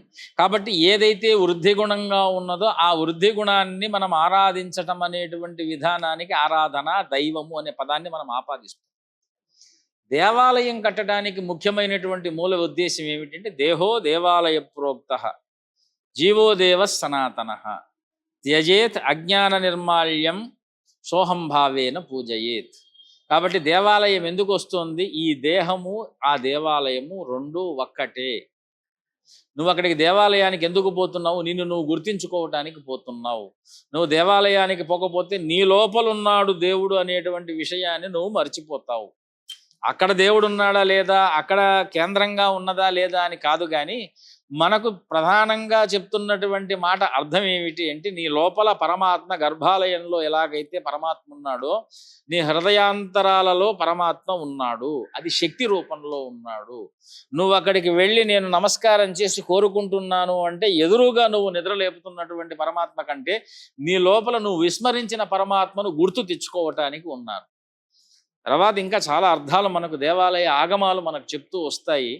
బ్రహ్మాండంలో కొన్ని స్థలాల్లో విశ్వశక్తి దాగి ఉంటుంది. ఆ విశ్వశక్తి దాగి ఉన్నటువంటి స్థలంలో పరమాత్మ ప్రకటితమయ్యేటువంటి విశ్వ గర్భశక్తి ఉన్నది. అక్కడ ఏ శక్తి ఉన్నదో ఆ శక్తికి పీఠస్థానంగా దేవాలయ నిర్మాణం అదే మన భారతదేశంలో అష్టాదశ ద్వాదశ జ్యోతిర్లింగ వైష్ణవ శైవ ఇత్యాది క్షేత్రాలుగా మనం ఈరోజు ఆరాధన చేస్తున్నాము అంటే విశ్వ బ్రహ్మాండ శక్తి అంతా కూడా ఎక్కడ కేంద్రీకృతమై ఉంటుందో మర్మములు అంటాం. మర్మశక్తి తెలిసినటువంటి వాడు ఎలాగైతే వైద్యుడు అవుతున్నాడో లోకానికి ఈ దేవాలయ శక్తి వైద్య శక్తిగా, ఓషధి శక్తిగా, మాతృశక్తిగా, యోగానికి కేంద్ర శక్తిగా ఇలాగా చాలా అనేకాలు ఉన్నాయి. కానీ వేదాంతపరంగా మనము చెప్పేది ఒకటే మాట, దేహము దేవాలయము ఒక్కటే. దేహో దేవాలయ ప్రోక్త. దేవాలయానికి మనం ఎందుకు వెళుతున్నాము అనేటువంటి విషయంలో నీ కంటి చేత సత్యాన్ని చూస్తున్నావు. అక్కడ కూర్చొని ఇందాక మనం చెప్పినటువంటి ప్రశ్నలో నామస్మరణ చేస్తావు. అక్కడ అనేక మంది సౌభాగ్యంగా ప్రపంచంలో కనిపించినట్టుగా మీకు దేవాలయంలో కనపడరు. అమ్మగారులందరూ బొట్టు పెట్టుకొని సాంప్రదాయమైనటువంటి చీరలు దుస్తులతో కనిపిస్తారు. అయ్యగారులు పవిత్రమైనటువంటి మంత్ర ఉచ్చారణతో కనిపిస్తారు. ఘంటానాదం వినిపిస్తూ ఉంటుంది. ఎక్కడ చూసినప్పటికీ కూడా సైకలాజికల్గా మనకు ఒక బలాన్ని, ధైర్యాన్ని ఇచ్చేటువంటి స్థిర ప్రభావం దేవాలయంలో కనిపిస్తుంది. కనుక దేవాలయాల యొక్క ఉపకారం అనేటువంటిది సనాతన ధర్మంలో ఒక అంగభూతంగా, సాక్షాత్తు ప్రకృతి యొక్క దృష్టిగా ఈ గ్రామం ఉన్నది, ఈ గ్రామానికి నేత్రాలు ఉన్నాయి, నేత్రము చూస్తుంది, సాక్షిభూతంగా ఉంది అంటే అది దేవాలయం. ఎందుకంటే సూర్య ఆత్మ జగతస్తస్తు సశ్చ వేదమంత్రం. జగత సూర్య ఆత్మ, జగత్తుకంతటికీ కూడా సూర్యుడి ఆత్మ. ఈ సూర్యశక్తి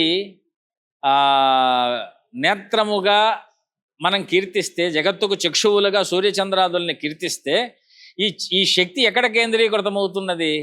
ఎక్కడైతే సకల సౌభాగ్యములు, ఆచార సంప్రదాయములు ఉన్నాయో అక్కడ మీకు పరిపూర్ణమైనటువంటి సౌరమండల శక్తి ఆవిర్భవిస్తుంది అని మనకు అరుణ భాగమంతా ఇదే చెప్తుంది. లోకంలో కాలాన్ని నియంత్రించే శక్తి అన్నిటికీ కూడా సూర్యుడికి ఉన్నట్టయితే కాలము ఎక్కడ ప్రవర్తించదు అంటే ఒక దేవాలయంలో ప్రవర్తించదు. అక్కడ కాలంతో నియమం లేదు. అక్కడ పరమాత్మ ఎప్పుడూ కూడా బ్రహ్మ రూపంలో ఉంటాడు, శబ్ద రూపంలో ఉంటాడు, క్రియా రూపంలో ఉంటాడు, కర్మ రూపంలో ఉంటాడు, జ్ఞాన రూపంలో ఉంటాడు, మౌన రూపంలో ఉంటాడు. ఇవన్నీ దొరికే స్థలం ప్రపంచంలో ఒక్క దేవాలయం. క్రియా, యోగ, జ్ఞాన, కర్మ, శబ్దాది ధైర్య రూపాలలో షడైశ్వర్యములు అంటాను చూసారా, అవన్నీ కూడా మీకు దేవాలయంలో ఒక శక్తిగా ఉంటుంది. కనుక దేవాలయం నేటి పరిస్థితికి దేవాలయాన్ని మనం ఎప్పుడూ కూడా పోల్చలేం. కారణం ఏమిటంటే వేగవంతమైనటువంటి యుగంలో దేవాలయాన్ని కూడా వేగవంతం చేసేస్తుంది. అంటే జనాలు రాక పోక ఎక్కువ కావటం, తర్వాత ఆలయ విధానాలు, విషయాలు ఇవన్నీ కూడా ఎక్కడ సమూహం పెరుగుతుందో అక్కడ సంప్రదాయం తగ్గుతుందనేటువంటి మనకు భీష్మ ధర్మరాజు యొక్క సంవాదంలో కొన్ని కనిపిస్తుందండి. మహాభారతంలో ధర్మరాజు అడగని ప్రశ్న లేదు, భీష్ముడు చెప్పని సమాధానం లేదు. అది ఇంకొక తీవ్రమైనటువంటి అంశ. సమూహాన్ని ఎప్పుడైతే మనం నియంత్రించలేకపోతామో, లోకంలో భయరూపంలో ఉన్న భక్తి పెరిగినప్పుడు తప్పకుండా ఆచార వ్యవహారాలు పలచబడతాయి. భయరూపమైనటువంటి భక్తి మనకు అక్కర్లేదు, శ్రద్ధారూపమైన భక్తి కావాలి. ఈ శ్రద్ధారూపమైన భక్తిని పెంపొందించేటువంటిది భక్తి అందరిలోనూ ఉన్నది. కానీ వాళ్ళ భయాన్ని తీర్చేటువంటి మాటలు ఎక్కడ దొరకవో అక్కడ అవిశ్వాసం ఏర్పడదు. ఈరోజు ధర్మం మీద ఎవరికైనా అవిశ్వాసం ఉన్నది, కానీ మేము భక్తులమని చెప్పుకుంటూ సనాతన హైందవ సంప్రదాయంలో ఉంటూ కూడా ధర్మాన్ని విశ్వసించలేకపోతున్నారు, మేము భక్తులమని అనుకుంటున్నప్పటికీ కూడా అంటే శ్రద్ధారూపమైన భక్తి కాదు, అక్కడ భయరూపమైన భక్తి. దాన్ని మనం దేవాలయంలో గురువుల దగ్గర పురాణ ప్రవచనం ద్వారా ఆ భయరూపాన్ని శ్రద్ధగా మారిస్తే సత్సంగం అవుతుంది. ఆ సత్సంగానికి ఈరోజు దేవాలయాలు లేకపోతే సత్సంగం అనే పేరు కూడా ఉండేది కాదు. కనీసం మనం 10 సార్లు రోజుకు ఒకసారి వెళ్ళి పరమాత్మను చూస్తూ ఎక్కడో ఒక్క రోజైనా మనకు ఆ ధైర్యం తగులుతోంది చూసారా లోపల. ఆ ధైర్యాన్ని ఇచ్చేది దేవాలయం, విశ్వాసాన్ని ఇచ్చేది గురుస్థానం. ఈ రెండు భారతదేశానికి రెండు కళ్ళలాగా పరమాత్మ తనకు తాను అవతారం చేసుకున్నాడట. అందుకే గురుర్ బ్రహ్మ, గురుర్ విష్ణు, గురుర్దేవో మహేశ్వర అని అన్నారు. కారణం ఏమిటి అంటే ఆయన నీకు కనపడకుండా ధైర్యాన్ని ఇస్తాడు, ఈయన కనిపించి జ్ఞానాన్ని ఇస్తాడు. ఈ రెండు ఎప్పుడైతే ఏకమవుతాయో దానికి చతుర్విధ ఫల పురుషార్థ సాధక లక్షణంగా భావించాలి. చాలా సంతోషం స్వామీజీ. చాలా అద్భుతమైన విషయాలు మాకు ఆశీర్వచనంగా మా ప్రేక్షకులకు అందించినందుకు చాలా చాలా కృతజ్ఞతలు. నారాయణ. సహనావతు సహనో భునక్తు సహ వీర్యం కరవావహై తేజస్వినావధీతమస్తు మా విద్విషావహై. ఓం శాంతి శాంతి శాంతి. ఇది కృష్ణ యజుర్వేద శాంతి మంత్రం. తపస్సులో, పీఠాలలో, గురుస్థానంలో ఏదైతే మేం పొందుతున్నామో సహనావతు నవ్వు ఇద్దరికీ కూడా, అంటే మాధ్యమం ద్వారా చూస్తున్న ప్రేక్షకులకు, ఇక్కడున్న మీకు, మీ యొక్క భవిష్య సంకల్పానికి పరమాత్మను మేము పొందుతున్నాము, ఆ పరమాత్మయే మీకు శివ సంకల్పాలుగా ఉండాలి అని ఆశీర్వదిస్తూ, సహనో భునక్తు ఏ ఆనందాన్ని మేము అనుభవిస్తున్నామో ఆ ఆనందాన్ని మీకు కలగజేయాలని పరమాత్మను ప్రార్థిస్తూ, ఏమండి, సహవీర్యం కరవావహై, గురువుల యందు ఏ శక్తి అయితే ప్రజ్వలిస్తున్నదో ఆ శక్తి విశ్వమంతా ప్రజ్వలించాలి అని పరమాత్మను ప్రార్థిస్తూ, మా విద్విషావహై, ఎప్పుడూ గురువులకు శిష్యులకు మధ్యన విద్వేషము అనేటువంటిది ఏర్పడకూడదు అని పరమాత్మను ప్రార్థిస్తూ, నారాయణ స్మృతి పూర్వకంగా మీ యొక్క ప్రయత్నాలన్నీ సఫలీకృతం కావాలి. చూసేటువంటి ప్రజలకు మన ఈ ప్రయత్నం ఆనందదాయకంగా భారత గౌరవ వైభవాన్ని, సనాతనమైనటువంటి వేద ధర్మ ఉపనిషత్తుల్లో అందరూ కూడా వెతికి శాంతించాలి అనేటువంటి వాక్యాన్ని చెప్తూ మా యొక్క ఈ కార్యక్రమాన్ని మనం ఇక్కడతో శివమయంగా ముగిస్తున్నాం. చాలా సంతోషం స్వామీజీ. ఇప్పటి వరకు అద్భుతమైనటువంటి జ్ఞానాన్ని, ఎన్నో ఆధ్యాత్మిక విషయాలని, అద్వైతం దగ్గర నుంచి శంకరుల ఉపదేశాల దగ్గర నుంచి ఎన్నో విషయాలని మనకి స్వామీజీ వారు చాలా స్పష్టంగా అందించారు. మరొక్కసారి మరొక్క విషయంతో మళ్ళీ స్వామీజీ వారిని కలుసుకునే ప్రయత్నం చేద్దాం. అప్పటి వరకు సెలవు. నమస్కారం.